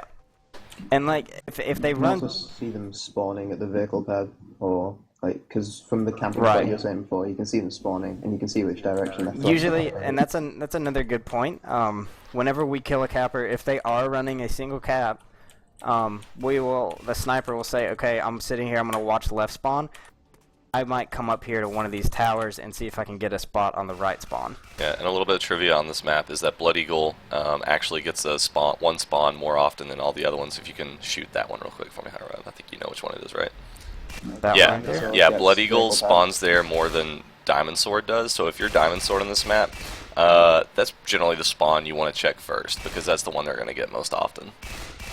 It's actually Diamond Sword, I think, gets 80% vehicle pad, and Blood Eagle gets about 50-50. Is that what it is? I don't know the exact breakdown. I just know that they get that one more than Diamond Sword does. Yeah, I remember when Shiny came into Mumble and like told us about it. It's hilarious. Right. One more thing about this. Let's say you're gonna. Well, I don't. Let's say I would get Rage. This is a great time if you get Rage, but you still get the stop on stand, to use that that free damage that you can do to get out here and get a spot. I don't think that I can't do it right now if somebody would grab the flag, but what I usually do when I get Rage is I'll bolt, and then I'll take 2 Nitron still, oh, shit. Sorry, I was demonstrating you getting Rage. Okay. Yeah, come grab this yacht.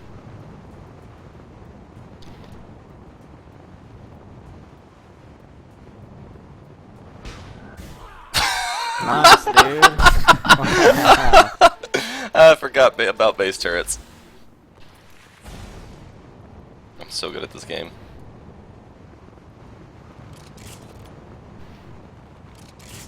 But what I will do is I'll use that free damage to get, see if I can get myself really high up in the air to where I can spot everything.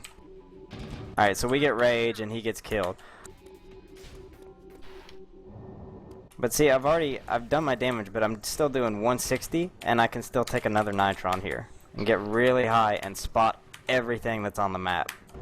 I can see that, I can see if a capper's leaving that way, I can see every single thing on the map, and that is also going to pretty much draw my sniper fire, because the sniper's like, oh, there's a light up in the sky and he's really low health and I want to improve my KD ratio, so he'll take shots at you instead of your capper and stuff too. But yeah, I think let's see, let me go over, the only other thing that I think you should go over on this map is positioning if you have to duel on the stand. A lot of people still, your bread and butter here, you want to be up on these 2 platforms, and you don't want anybody else to be on these platforms, because if you're trying to fire at somebody here, he's just going to ground pound you, or if you take off the chain, you know, he's got good elevation on you to where he can easily chain you out. So there's a couple of things that I do to keep myself kind of alive around this place, but still up on these pads, and I use these for cover all the time. You can easily, you know, just if somebody is on that side and they have another offense over here or something, like crash clearing, just come over here and see if you can shield yourself and block yourself. You can, I mean, there's tons of places where you can hide on here, but the places you don't want to be are around this flag stand, because that's going to take spam. It's going to take, when everybody comes in and throws their grenades, they're all going to come right here, because they're pretty much going to, they want to kill your Hoff. But just dance around as much as you can, and try to stay up on these top platforms. People are going to try to hit F on that a lot too. But what I like to do, if somebody is dueling me, I see them there, I'll just drop down here and get them to start chaining me, get them to jump up in the air, use all their energy, and then just boost back up on the stand. So then they have low energy, and you've got incredibly good position to ground pound them, to chain them if they take off the ground and stuff like that. And also this back wall is really, really good for hiding. So if you have spot on the capper and you're like, oh, he's still 10 out, but you know there's 3 people on your stand, come down here and hide or something, and then when you see when he's 5, get in front of him, you're ready to chase and stuff too, and usually nobody can have enough time to kill you before you do that.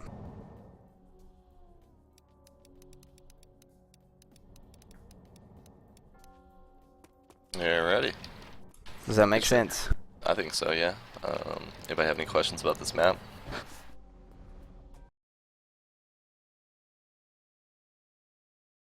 The only thing really I have left to talk about is maybe if we want to talk about Soldier D, which is mainly your only purpose in running Soldier LD is killing offense. It's not, I mean, you can use it for camping routes, but Pathfinder is honestly just as effective for that.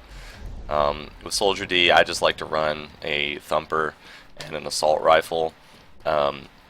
It's like I said, it's earlier when we were talking about dueling soldiers, it's a very similar class to Pathfinder, except you don't have the thrust pack, but you've got grenades and a little more energy and health.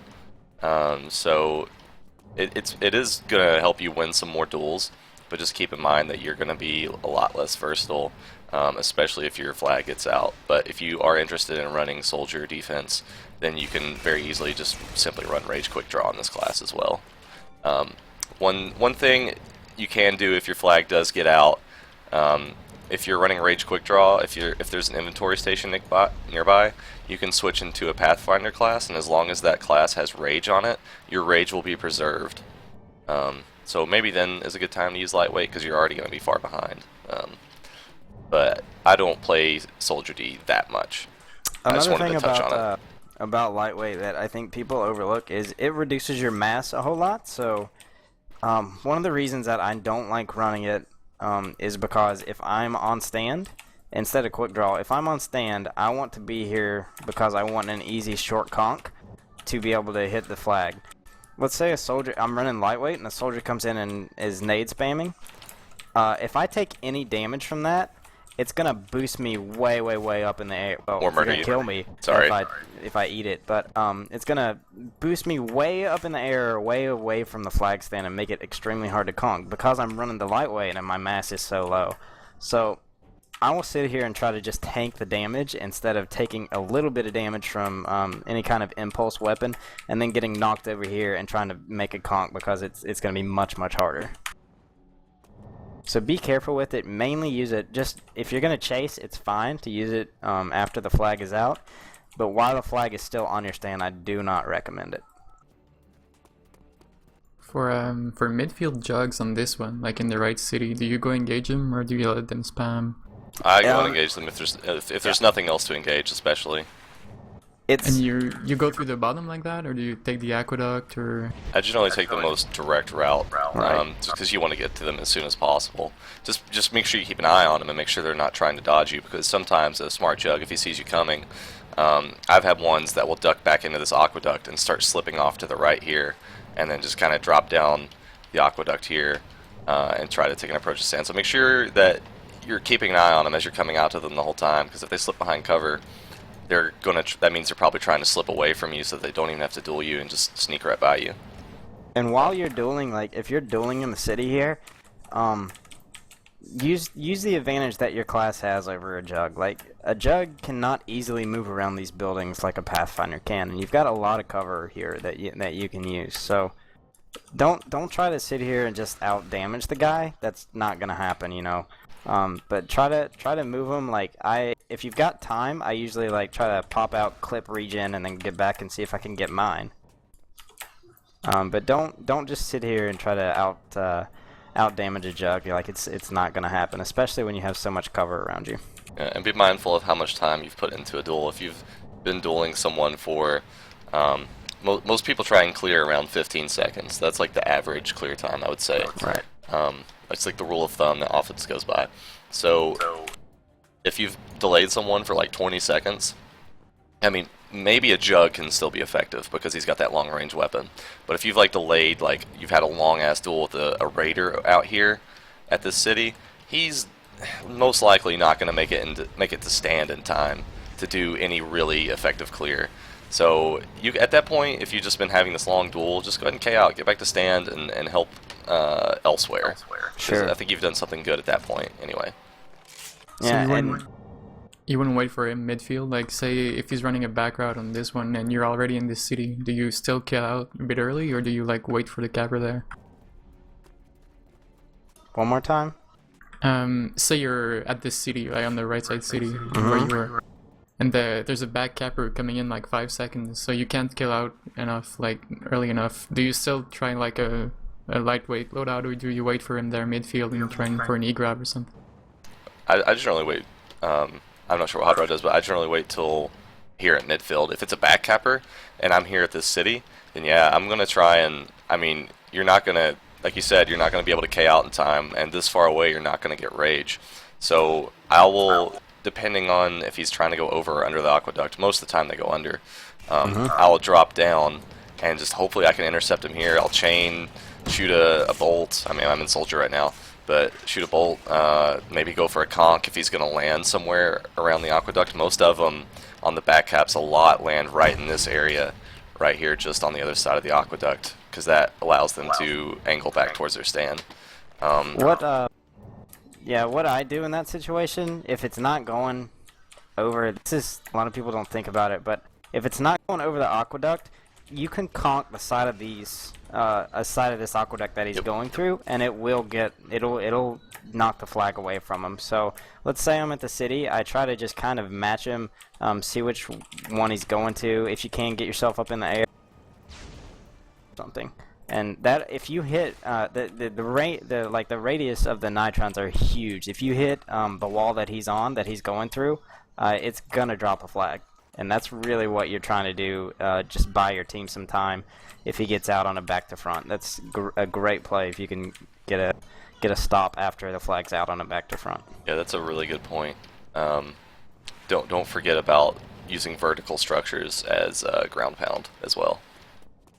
Actually, when I play, I think you guys are familiar with Crossfire, but the ships in Crossfire, when I'm conking that stand, I actually stay down on the ground, and any left to right route on that, you can just conk the ship that's after the grab, and the ship, if it's a close enough distance to make a capper drop a flag. Very nice, thank you. I'm spiking to 1,000. Holy crap. You want to go to a different map? Yeah. What Yeah, map we do can we hear you? Okay, I don't know why I'm spiking so bad. What map do we want to go to? Anybody got questions on a particular one, or having trouble LDing on a particular one? Kata? Yeah, sure, let's do That Kata. is a tough map to do, yeah.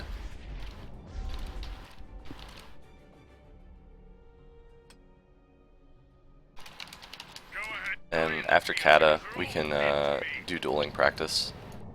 Because I think that's really the last thing I want to talk about, unless you all want to do standoffs. Again, I think that's something more team-oriented than related to LD or chasing. But I do have like a couple techniques I use on those. During a standoff, do you stay as Pathfinder? Like, do you keep that class? Are you talking about on offense or defense? On defense. So yeah, on a standoff on D, you generally want to not die to the offense. I mean, obviously, but if you're Pathfinder, it has some versatility that if the flag gets knocked loose and you're running reach and a thrust pack, that's going to help you get some of those scrambles. Where like if the conk gets flagged, or the flag gets conked and you didn't see it coming, you can quickly scramble to it.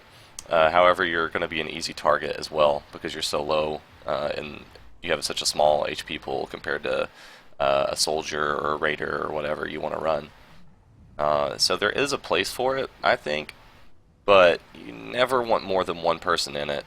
I would prefer, honestly, just an all-medium standoff, lots of soldiers, lots of chain guns that you go high into the air whenever the offense is coming in so you don't get conked. Or sonic punch. I went Diamond Sword, so you can go Blood Eagle, I guess. Or who had the questions on Kata? Me. Does it really matter which side? I mostly play Blood Eagle, so I guess I will pounce on that just because I play it more, but it doesn't really matter, just the fighting offense is hard on it, I find. Oh, here's another pro tip. I don't know if you guys have precipitation turned off in your INI, but if you go inside the base and kill out, you don't see snowflakes anymore. Which is really, really nice for spotting cappers. Actually, I didn't even know that. Yeah, it also works with the vein. Yeah, it works with any like precipitation and stuff. Just go on the base and kill out. Yep, you still see a few like every now and then, but yeah, it really gets rid of a lot of the clutter and stuff. Does that work on Perma and Rain Dance as well? Yes, I believe so. Yeah.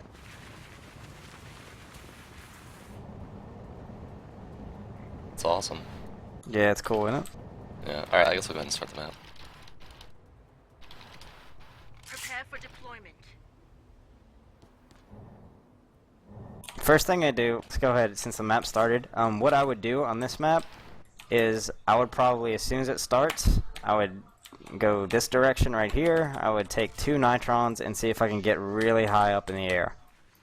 And I'm doing this just to get a spot.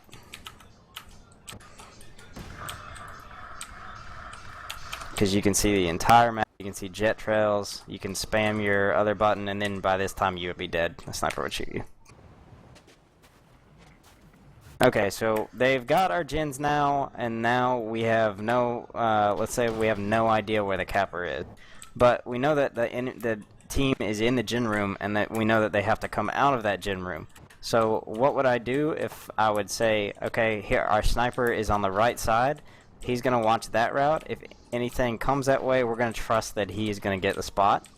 So we're going to have our Hoff sit here if we're running a Hoff, and he's going to keep his eyes on this front turret route, because that's what a lot of the cappers will run. And now with rock bounces in, a few will come this way. But we're going to hope that unless he's getting dueled, that he's definitely going to see the spot, because you can kind of see both of them from looking this direction. And our sniper's taking care of everything that comes this way, which is, if somebody gets out on this route, very, very, very hard to chase, so we don't want that to happen. What I would do in this situation is they know that they've taken the gens are down, they're going to come out one way. Most of the time, a player will not come out the same way he came in and put himself right here, which is really far away from the flag stand. He's going to think that, oh, okay, I'm going to just wait in the gens because I'm safe, and then when my capper calls 15 seconds, I'm going to pop out one of these holes right here and start doing the Hoff. So I would just sit here and wait, and you can kind of use this really, really good cover. They're going to come up one of these tunnels and just do free damage right here and see if you can hold them in there. Or if they do come out, you know, they're going to come out with a little less health, and you can easily make the call to your Hoff. Hey, guys popping out left door, guys popping out front door, something like that, and your Hoff can put damage on them. Other strong position. That's a strong position if you're if people are in your base, and a lot of the times after like flags are cleaned up, an imp might go there too. I'll sit here, you know, if I see an imp go down, and I'll just kind of spam and hope I get damage on them every now and then. Strong positions if your Hoff dies and you're supposed to be the only person making a stop. I really, really, really like this area right here because you've got a lot of cover and you can move to see pretty much all the routes. So most of the time I'm looking at this one. Hopefully our sniper is up and watching this back one, but if you need to, you can also check this back route. And if somebody's coming that way, they're usually coming fast, but I'll come out in Nitron or something, and then you've already got speed for the chase. A lot what they were talking about, the pre, what were we calling it? The pre-damage or whatever before you get rage?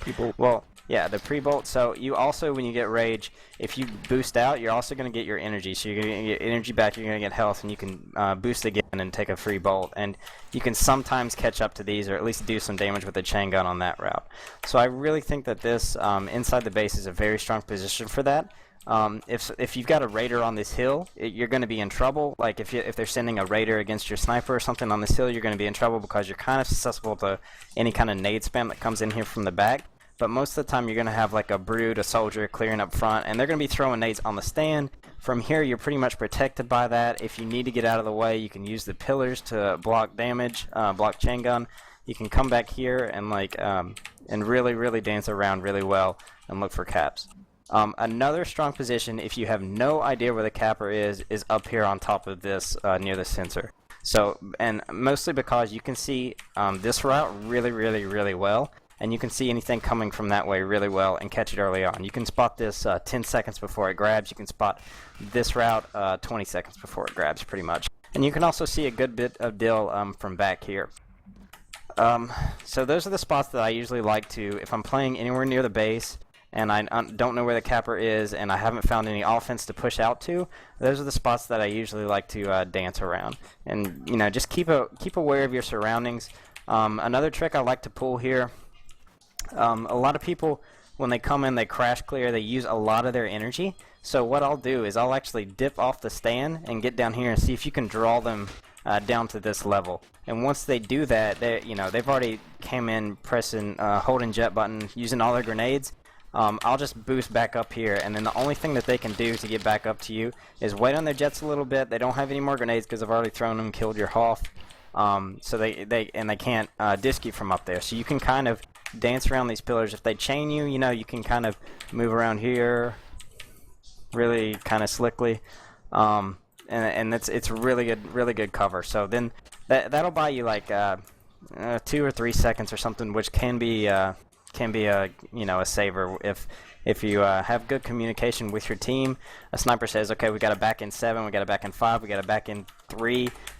Jump up here. You can usually survive for a few more seconds and get a nitron or a bolt. Alright, good stuff. Did you want, I guess I can look at route camping here. When I route camp this map, what I would strongly advise is that your sniper watches this side. It's harder to see, it's harder to spot caps. There's a few more ways a capper can go on that map, or on that side of the map. There's rocks and stuff you can bounce off out there. If I'm this side and I'm camping routes, I'm almost every single time going to try to watch the left side. And just a couple of nitrons, and I'll show you the position that I really like to look from here. So from here you can already start spotting, but this hill right here is where I usually stand, like anywhere around here. You can see their stand, you can like point out, you can find a sniper for your team if you want, and you can see everything that leaves on the left, you can spot it from here. And also there might be like, oh man, hot rod's over there, hot rod's, watch out, watch out, watch out, you know, something like that. Exactly. Alright, is there anything else you want to talk about on this map, or should we let everybody kind of practice some duels? Yeah, duel and stuff, unless anybody has more questions. Alright, I'll put it on a map that makes more sense. Crossfire? It's on the server, I'll definitely put it there. Yeah, I'd like to show you guys the my little trick to conking on Crossfire too. Crossfire's not on the server, unfortunately. Son of a gun. Let's see, something small. I mean, Dry Dock is small, but we've already been there. You gonna do Bella? Bella's not bad.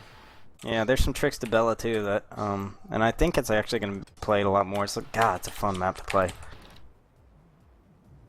There's some tricks to Bella about staying alive on the stand too that I don't know if people know, so that'll be good. Let's go over that. I'll go over that in like 2 minutes, and then we can duel. Could you show maybe the never mind, the positioning on Diamond Sword? That's alright. This thing is similar, really. Yeah, the base is exactly the same. So the strong positions, or what I think are the strong positions, are the same. Would you camp in the same place? Would you get the sniper to watch the same side? I would get the snipe to watch that. Yeah, the same side. So it would be the left side there, and if I was camping routes, I would try to go right almost all the time. But if you see, like, you want to put your sniper on the stronger side of the capper. So if you see that they're running routes to that side a lot, it's easy for an LD to chain, because there's a bowl that's around there that a lot of the cappers, I think a lot of the routes go through, and they're usually really low health there. But if they're running that side all the time, you want to put your sniper over there. You want to put your sniper on the stronger side of the capper that you're facing.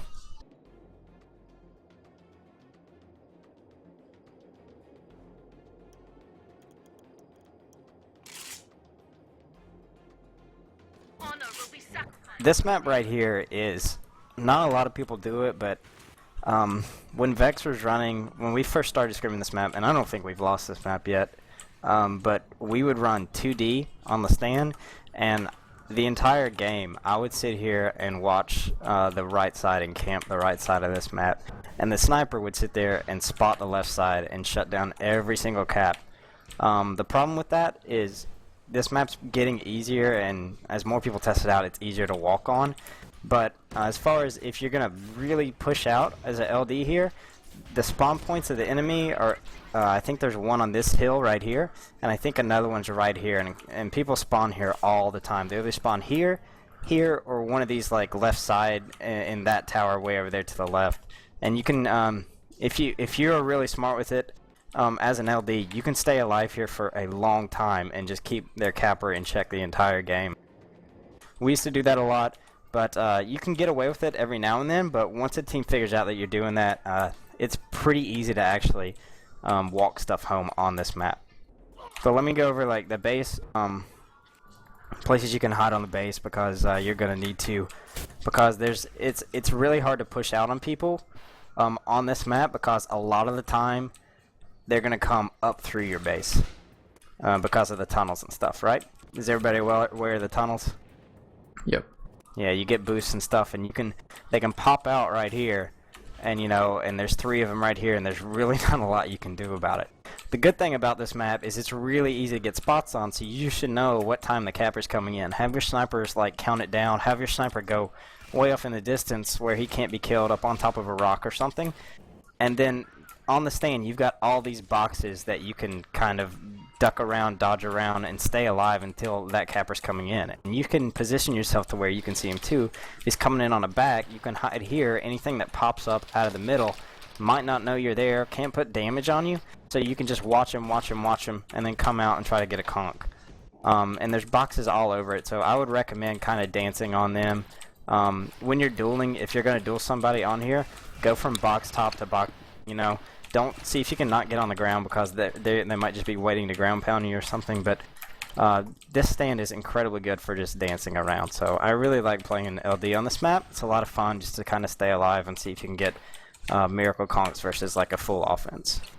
You can also juke around the box, so because they can't tell where you're going, so if you go behind a box, you can pop out either side. Exactly, yeah. So yeah, try to stay alive, and just don't stand out here in the open if you've got so much cover on a lot. And a lot of the stands in this game, of the maps and stuff, have this kind of cover, so be aware of it. And not a lot of people, I think, focus on that, but if you spend, a couple of scrims or something, just make it a habit, you'll get really, really good at it. It'll put your game on a new level. People will be like, God, I can't kill that son of a gun. It's because you're hiding the entire time. But to make that work, you really need to know where the capper is, so make sure your sniper talks. I yell at Immune all the time. I'm like, dude, can you just count down when the capper's coming in? And he's like, I don't want to do that. I'm like, just do it. Okay. Yeah, but let's I think I was thinking let's get some if I can get maybe Inferno or somebody to create us some extra channels, so that we can all we can get 5 channels created and 2 people in each channel. You think I can? I mean, I'm pretty sure I can make a new channel here, so how do you do you it? should be able to, like LD Chase add new channel. I don't have the ability to add, no. Let me see. It's grayed out for me. Huh, I can do it. I thought percent was supposed to be less than and. Weird. Alright, make us 5 channels then. Don't try and go on top. I want to be in Rinsman's channel. I have a question. Is this spot right here now banned? Let me find you. Yes, I think so. You can't stand on any of the top structures here. I know going way up there is definitely banned, but I'm guessing this is too. I don't know, maybe we should ask Jim about that. Maybe Do you mean on top of the get an okay for that. I think it's only the top one, where the Shrike can go. Yeah. All the rest should be fine. I think that should be okay. But this is fine. I would hope so. We should talk to Jim to get a. You have to bear in mind that Jim's a Nazi and will probably be very strict. I think that I think as black and white as he made that ban or whatever, I think that this is probably banned. And it if I was going Jim, I would on the ban it. towers above the flag stands is what it said. Is that this though? Is this the tower? No, said players cannot go on the towers. So you can definitely stand on these things. Yeah, I think it should be okay. I think those are. I don't know. I can't see why that would be a problem. I really can't. It's mainly to stop snipers from spotting. Yeah, I think that was really only the top spire. I don't. Maybe the first the halfway point, you can stand there a bit too. Maybe that's banned as well. But where you are, I don't think. I think they should change the rule to snipers cannot go on the tower above. Well, so as an LD, you could go up there and spot. Or I guess, or individuals with the flag cannot go on. I don't know. Would people really up here in that match and just spotting the whole game and couldn't be touched? Oh man, that wouldn't be fair if flag carriers could go up there. Alright, yeah. Let's see how many channels we got now. Were both snipers up there, Rinsman, in the game against TXM? Yeah, they were. Our sniper was up there at the main top, and so was TXM sniper. They were at the main top of the tower, just taking pot shots at each other on occasion, but mostly just leaving each other untouched. But so there's no way to actually disrupt them, is there really? A Shrike can't even get up there yet. Yeah, I guess you'd have to. You can shoot them with the Shrike, but you can't get high enough. You have to really sync up on that spin fusers or something. But if you use potential energy, it's easy. Alright, well, let's go ahead and break into channels. I'll just randomly pair people in these channels. I think I should have the ability to move you. Hello.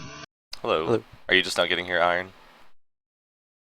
Yes, I was on the Heavy on Flag Okay. server, but now I'm seeing if y'all are still running or not. We are, but you've pretty much missed the majority of it. We're about to practice dueling. You came from what? Heavy offense? Heavy on Flag. Oh, heavy on flag. Okay. All right then.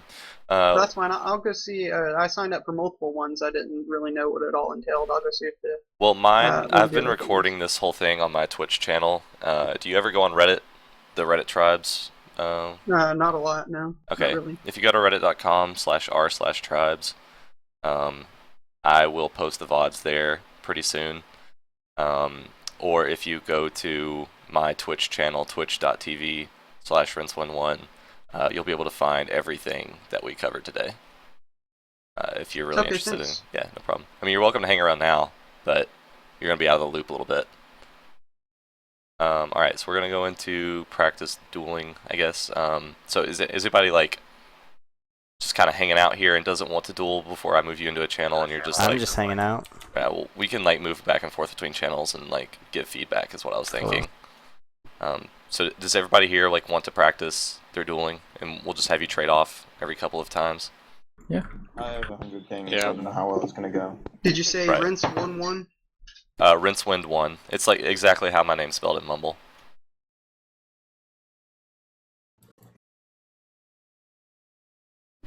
Alright, so okay, it looks like everybody does want to.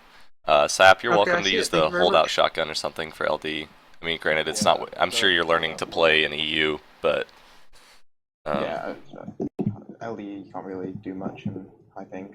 Because even Nitron timings is harder. Alright, cool. Alright, well, I'll start just randomly pairing you all.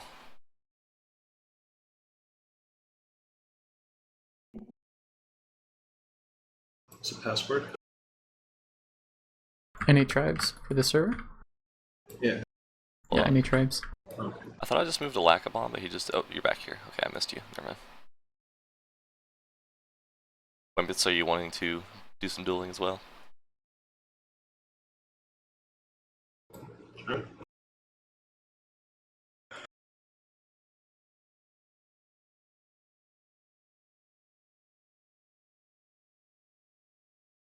Alright, now it's just me and you. What's up, dude? How are you? I'm good. How's life treating you? It's okay. I'm really sad because, like, I wanted today to be nice, but it's kind of storming and I want to go to the pool, but it was only sunny for like 2 hours. Man, I hate that shit. I know. Fucking bull. I should get out of my fucking apartment and go to the pool. It's just right, like right outside my window. There's a pool. And I'm just sitting in Really? here. Got mine too, but it's raining now. I think I missed my chance. I have my blinds closed just because like it causes a lot of glare if I have them open.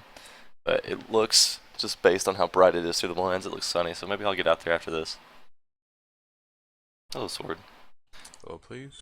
All right, we're about to help these guys with dueling. They're about to practice their dueling. So if you want to just go through these channels and like find the guys on the battlefield and maybe watch them or something, and just give feedback on how they're dueling. Mostly focus on the guy who's playing the LD role. Right. All right, I guess I'll go check in on the first group, and we'll just kind of work our way down. Sure. All right, too lazy and okay. So you already got it figured out.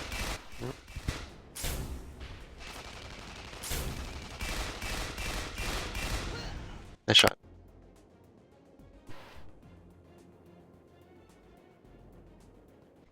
Gotta jet up more. Getting ground pounded.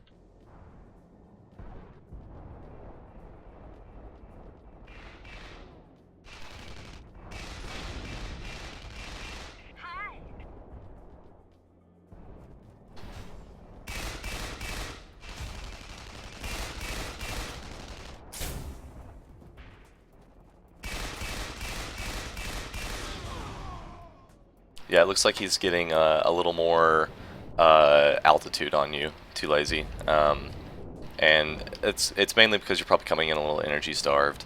And he's got the higher ground to begin with.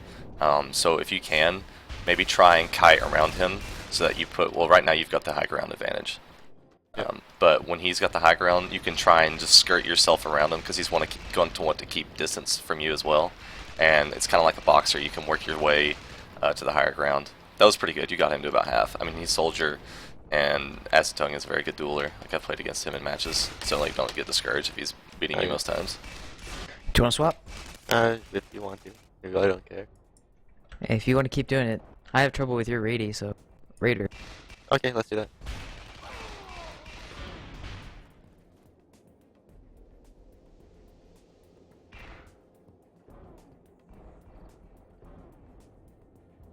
Just go the same raid set, I guess. Yep.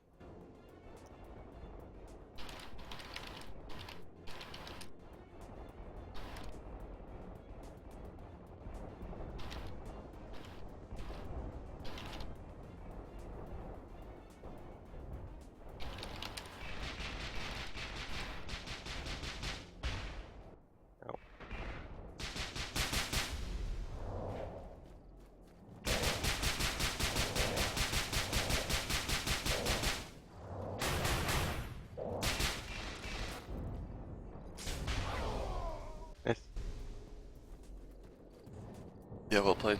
It looked pretty good right there. I was afraid those EMP XLs were going to get you, but it looked like you just skirted by him just in time.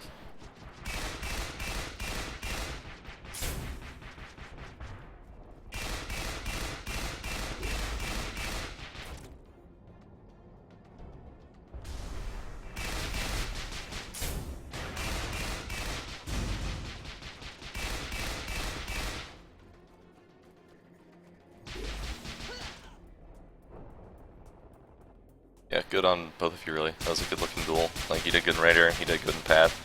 Like I said, like with Raiders, you're not going to stop him 100% of the time. Tough. Yeah, but you did delay him, so he's going to be getting to stand late and stuff like that. Alright, you both look like you're doing good on both ends. I think you're both playing the LD part really well, so I'll check back here again in a little bit.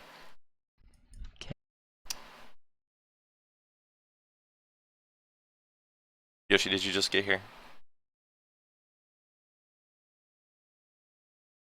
Yoshi Cake, can you hear me? Yeah, I can. Did you just get to the workshop? Yeah. Okay. We are almost finished. We're just doing some dueling practice for the guys who are here. Are you interested in LD? Then I take it. I was just. Or you just kind of seeing what's going on? Yeah, I was just sort of watching what was going on. Okay, alright. I mean, yeah, feel free to wonder about if you are interested in LD. I'm putting the VODs up on my Twitch channel after this. So it'll be twitch.tv/Rinson1 if you want to see the whole thing. Anything that you might have missed. I'll just let you do whatever you want to do, but just want to let you know, I just saw you were new. Alrighty.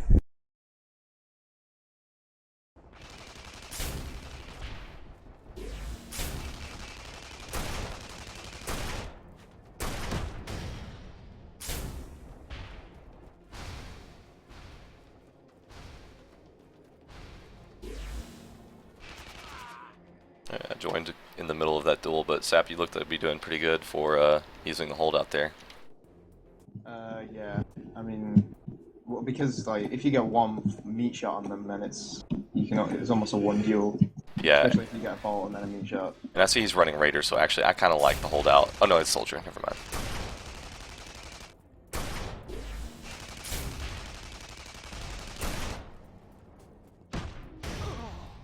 It was a lot easier dueling a Pathfinder in this.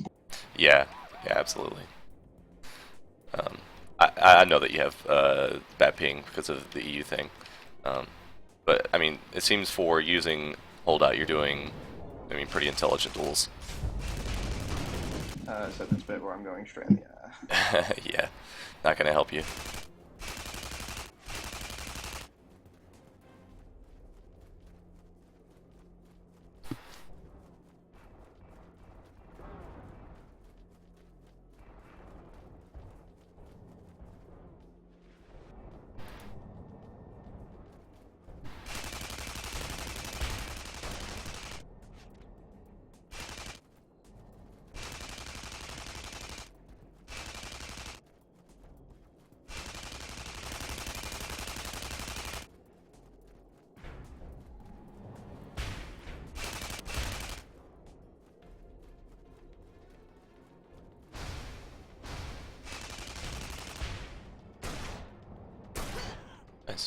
So that was pretty good. You went for a more of a kiting tactic, considering that you have the holdout. Didn't really rush in, and you just kind of delayed him for a long time, I guess. Is kind of what it would be simulating. Because I just think if he sees you coming at him, he can chain you really easily. Oh yeah. Oh no. And the only real way to get close to him without taking too much damage is sort of just skirt around the terrain and stuff. Right on. Thrusting as well. Right. Maybe I'll just path dueling now. Why don't you try going something like maybe Eagle Pistol offense or something for Rex to go against now, so I can see him play it a little bit too. I don't know if he's been doing it already, but I just wanted to see it while I'm here. Sure.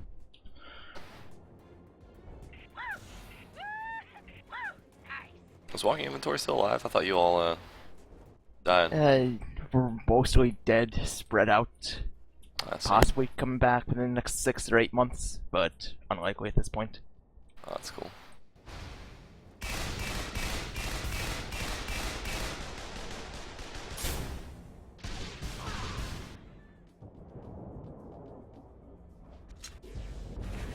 I'm trying to critique that. That was kind of strange where you kind of came in, like he caught you a little off guard there when that duel started. He just got you on the ground pound there. Why don't you do one more before I say anything?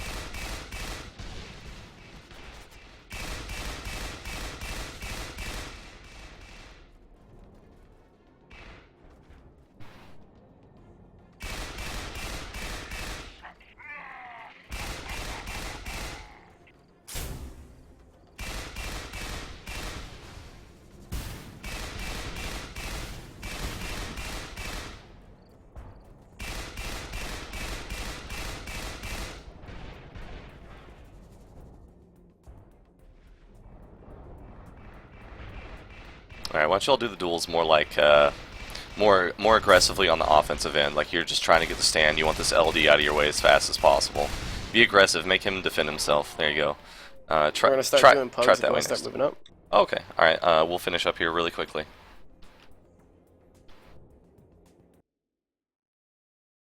Alright, yeah, you'll just keep at it, just let the offensive guy be more, more aggressive, and then if something he does against you works or doesn't work, let him know. I'm gonna check on the other guys down below. We went to the workshops yesterday for the Sentinel, so Yeah. I played a few pugs after that. But yep.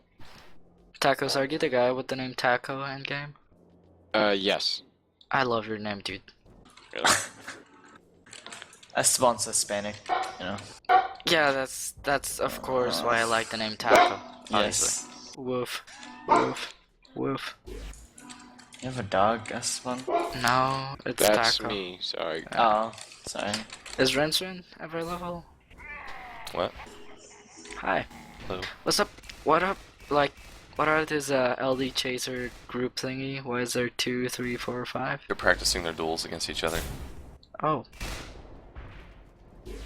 We're That's critiquing them. Yeah. Scary, where's tacos for you to duel? Can you move to LD Chase? Oh, okay. Yeah, you could see he Pick came up up here games. saying Pug's about to start. Oh, okay. Alright, well I'll let everybody else know that they're probably good to get going. You want to duel me? Scary, you piece of shit. Hello? Alright, I'll do it. Oh, No, Morris here, fucking time to Amor. leave. Amor, Ensign, please you do leave. not deserve that promotion. It's so bad. I think you're just mad. No, you're so You're bad. mad and you're bad. You're bad. Where are you, Esteban? Oh, I don't know. You. Why does the LD thing have like so many different like numbers? Because they're 'Cause we're practicing their doing duels. each other. People think they are good at. Alright, it looks like the rest of the Did you groups touch finished anybody up. else, Rincewind? Yeah, I got to all the groups I only down there. stuck with- Oh, okay, good. Because I stuck here. My bad. No, it's all good. I got to everyone. Everybody seemed to be doing pretty good for the most part. It's just stuff they're gonna pick up from playing and figuring it out on their own. But I think everybody seems to be like using cover well and shit like that, and using their bolt when they should, ground pound, chain when they're in their air. Smart group we got. Alright. Are the guys in this channel y'all ready to play Pugs? I need to go soon. Well, I mean, you don't have to stick around if you don't want to. Could we do some could I probably practice some conked on stand? I mean, you all can maybe like while you're up there, but I'm sure they're kind of eager for us to get started, to get up there so they can start picking. So yeah, I was just coming down here to ask how much longer you guys need. yeah, we're telling everybody to start getting ready to head up now. Okay, cool. Oh, thanks for that. That helped. Yeah, thanks. Yeah. Yeah, no problem. Good job, Rinson. Thanks, dude. Appreciate the help today. I needed it. You don't need it at all. No, I did for real. That shit you did on the positioning, like the important stuff on like Kata and Bella and all that stuff was really good. Thank you. Alright, I'll go tell the other guys to get ready to start pugging. I'll try to like run towards the fight or something and just stop me like an E-grab or something. Are y'all ready for pugs? They need some LD chasers up there. Are they doing New Blood pugs or New Bloods, yeah. Anybody play? I'm not sure what the rule's gonna be. Does that mean everyone could play? We'll figure it out. If they need everyone to play, we'll probably have to play off roll then. Okay. We'll figure it out up there. You all are more than welcome to keep dueling, but I think they are ready to get everybody up there. Alright. Are y'all ready to start pugging? Oops, Yeah, just... Sorry, Rex, I moved you on accident. That's fine. So are y'all good to go for some New Bloods pugs? I'm actually have to take off for about a half hour or so, but after That's that okay. I'll be back. Alright then. It should still be going then. Yeah, I'm gonna have to go. It's like pretty late now. I need to do some work as well, so. Alright, no problem. Well, thanks for sticking around today, guys. Yeah, thanks for the listen. Hey. Goodbye. Alright. Oh, well, this is just all not even New Bloods anymore. What is this? I am New Blood. What are you talking about? I am Play awful. like a New Blood. I'm New Oh, Blood Wild level. Cloud appears. Please. I do play like a New Blood, don't I? Me too. Cloud, are you gonna be mean today as well? Totally. Well, I'm here. You're gonna be doing New Blood as LD? Yeah, I'm pretty new. Good practice? He is. Just getting back into the game. For a Yeah, long practice with 300 ping. Cloud, you're gonna be a little bit jealous of me, dude, when I tell you this. Yeah. My ping is magically better. What? Yeah, I now have 31 How'd to you do 39. that? It Oh man, that sounds great. Yeah, it's amazing. I have no idea. It's just better now. It just one day It's was like half your ping. yeah. That's awesome, dude. I'm happy. It's not half, but it's like a quarter reduction. It's pretty good. Like, I'm pretty sure I've seen videos where you have like 70 ping, 71. Oh yeah, I remember that. Yeah, that was when it was still in Dallas. Yeah, that was Dallas. I remember when Ruins had like really high ping. I still want Dallas back. I don't. Me too. Dallas. I only played Dallas when I had my other ISP though. Or actually, no, I had this one. I think my old ISP was unstable, and once I switched, I started going from like 70, 80 to like 65, 70. Yeah, that's the kind of ping I get to Dallas. Yeah, and then it moved to Chicago, and I got like 55, 28. 50. I've seen 28 ping from you now. Now it's now it's like Disgusting. that. Yeah, I don't ever see it at 28. I never see it below 30, but people say they see 28. So Wait, it's where do pretty you cool. live, Ruins? Kentucky. I don't know where the fuck that is. Really? Are you from America? It's Um, where his- my chicken comes from. His Canadian. I'm from Canada. Canada. That is unfortunate. I don't know Oh, where Kentucky is either, dude. Oh, if that's I'm sorry for you, Amor. You don't know where it is, Clout? No. I'm from the UK, so that's my excuse. That's true. But you've lived in America so long. On the West Coast only, and I've only been to the West Coast. Oh. Except for once to DC, and that's it. Well, I'm to the He West gets Coast that and half the world. I've been to the West Coast, but it was Yeah, only BC. exactly. Cloud, BC's please, great. please fix your internet. Yeah, and I keep went to, Red Race alive. I went to I Whistler. know, right? Whistler's fantastic. We go there all the time. I'm in like North Washington, so it's pretty close. I actually went there like the year or 2 years before like the Olympics happened there. So I'm I got to gonna see like all the stuff there. Move up It's pretty and cool. make sure this shit's going smoothly. Good luck, dude. Thank you. Have you tried Thomas B. Zionai in front of? I don't know. Yeah, it's kind of good. I don't know. It's sort of mediocre, I think. Did you end up trying JP's? What? Did you end up trying JPY's, Ina? Yeah, I tried JPY's. I had to change it a little bit because there's some settings that make no sense why you would use them for spotting. Because I don't think the INA is like purely for spotting, but Yeah, I think like GSC tweaked it a little bit. I don't know what he did exactly. he had like particle LED bias on 10 and stuff like that. It's like and dynamic lights off and depth of field off. So there's just like a couple things that I don't know why you'd use for spotting, but The LOD bias could be worth it because it means it's all one color rather than multiple. yeah, but it's going to be lower quality and not as bright. If you have a higher one, I mean. Didn't think about the not as bright, but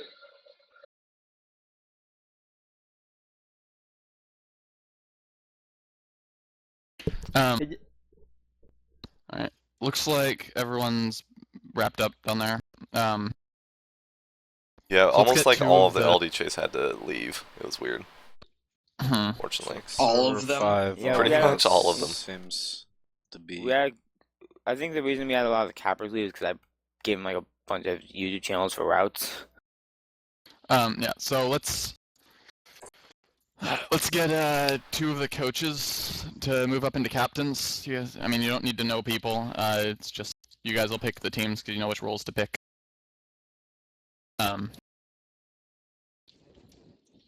We'll try to split up the new people between all the pugs, and we'll have pretty much everyone play off roles, so that there's not going to be.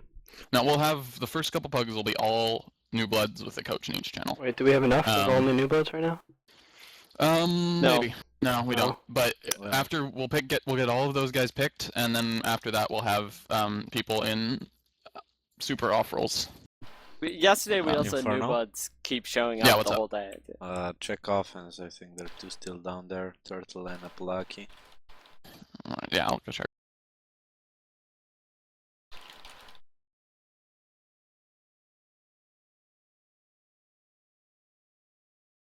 Hi, Hot Rod.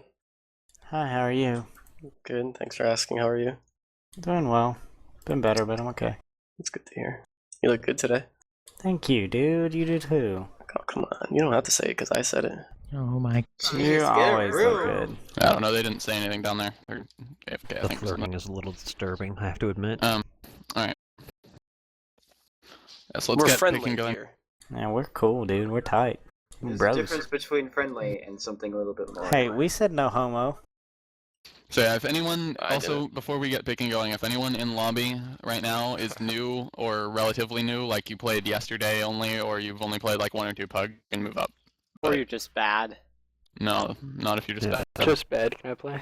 No. I'm atrocious off. So you mean depending on how many total games of tribes you've played, or how many? No, pickups. Oh, Games of tribes doesn't matter. You could be level 50 and still be a new blood. Okay, yeah, I've never played a pug. Yep. Yeah, you're go ahead in and the move right up. place. That's fine. This is the perfect time for you to do it because a lot of people get terrified that they're not good enough, or sometimes they come here and they feel like people might be mean to them. This is the day for you to get that nice fresh start with some Warm, fuzzy feeling. Yeah, you get some maybe 2 friendly people here. Oh yeah. Come here.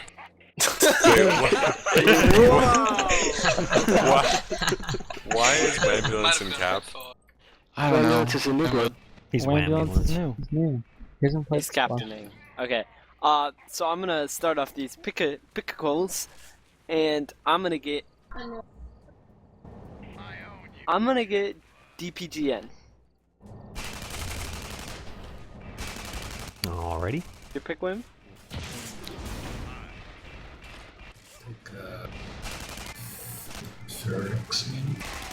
Oh, really? I'll get Nari in offense.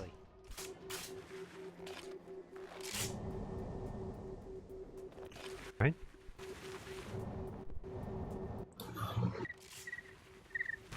Tacos. Really? I like tacos. I'll get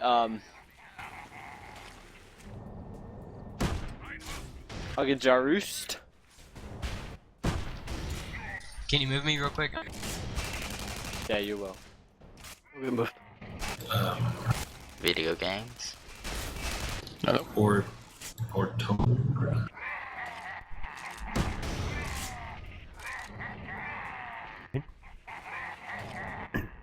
I can barely hear Wambulance. He's a quiet guy. Don't. I'm gonna get Iron J the strong, because he's strong. Okay. Iron and J. Be seeing you? Be seeing you? Yes.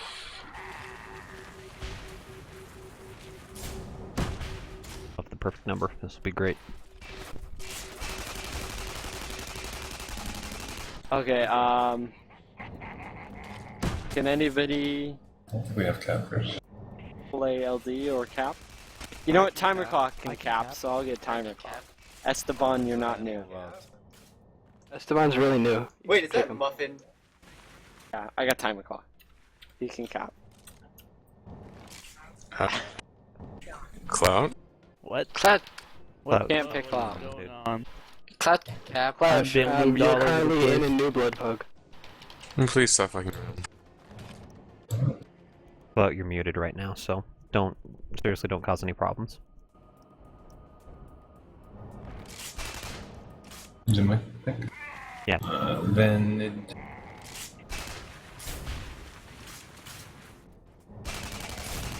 Okay, I'll get Turtle, because he's turtly enough for the Turtle Club. What do we do about the capper situation? I think FC Legend knows a bit how to cap.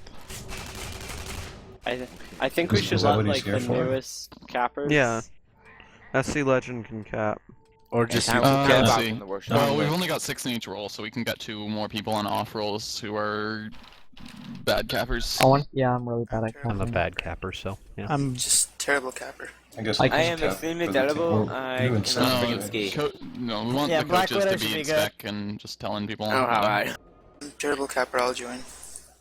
Yo no sé hablar inglés, por favor, déjenme ir por la I'll just get bandera. you Gracias. I can't coach. Esteban, what the No, fuck? just have people that don't know times.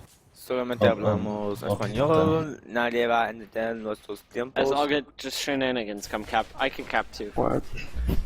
No, Muffin, we want the You're a coaches to be in coach. spec. I know shenanigans, but that's what Wambulance just get. Yeah, did. no, I know, but he's not gonna do that. We need, if we can get someone. Well, then I get shenanigans for cap. Yes, alright.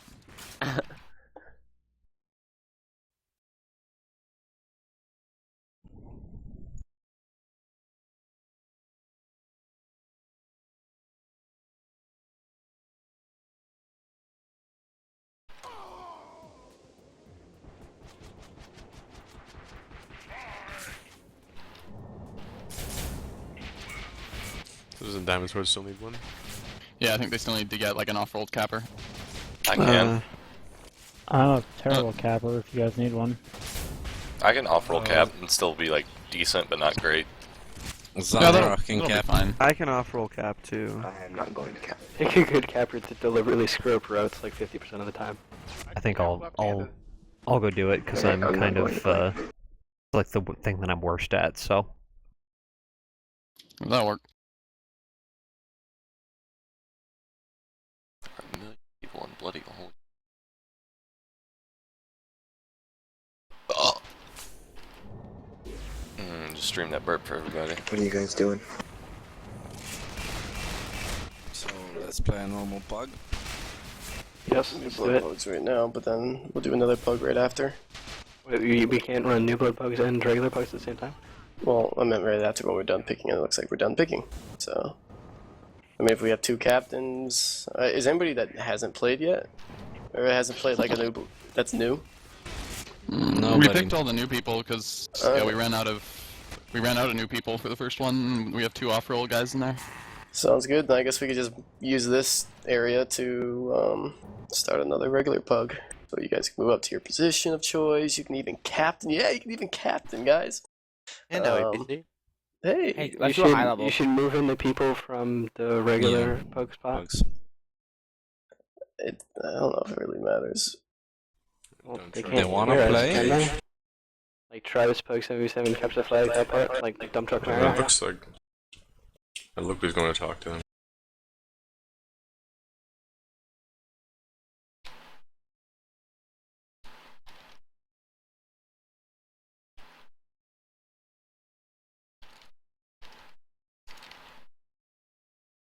What is all this?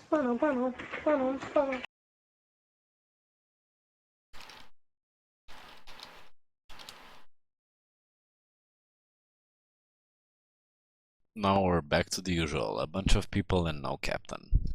You We got one captain. Congratulations, Luca. You have volunteered to captain. Yeah, that Everyone doesn't knows go well. it's We first tried. people to complain. Come at me, Shep. Or actually, more, I'm coming at you. They defended the tier 1 mid after they pushed the tier 1 top.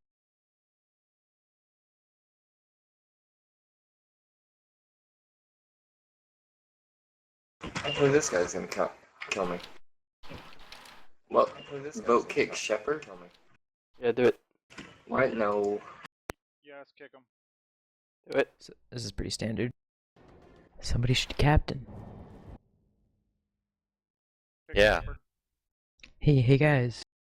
Hey, Hey. is server 1 Tribes Bug server 1? Yeah, you guys can use that. That's fine. Okay.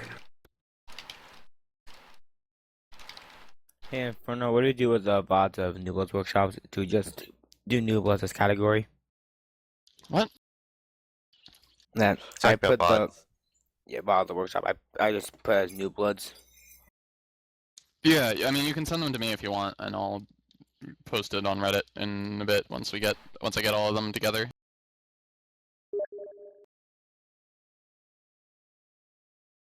Scary, go, Captain. Just send a link or something.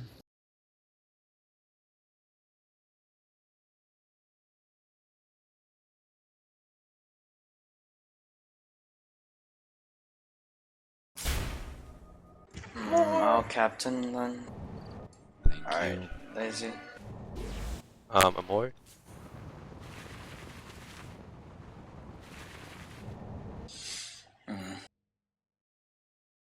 Don't worry, I got this. Alright. I'll take rinse one.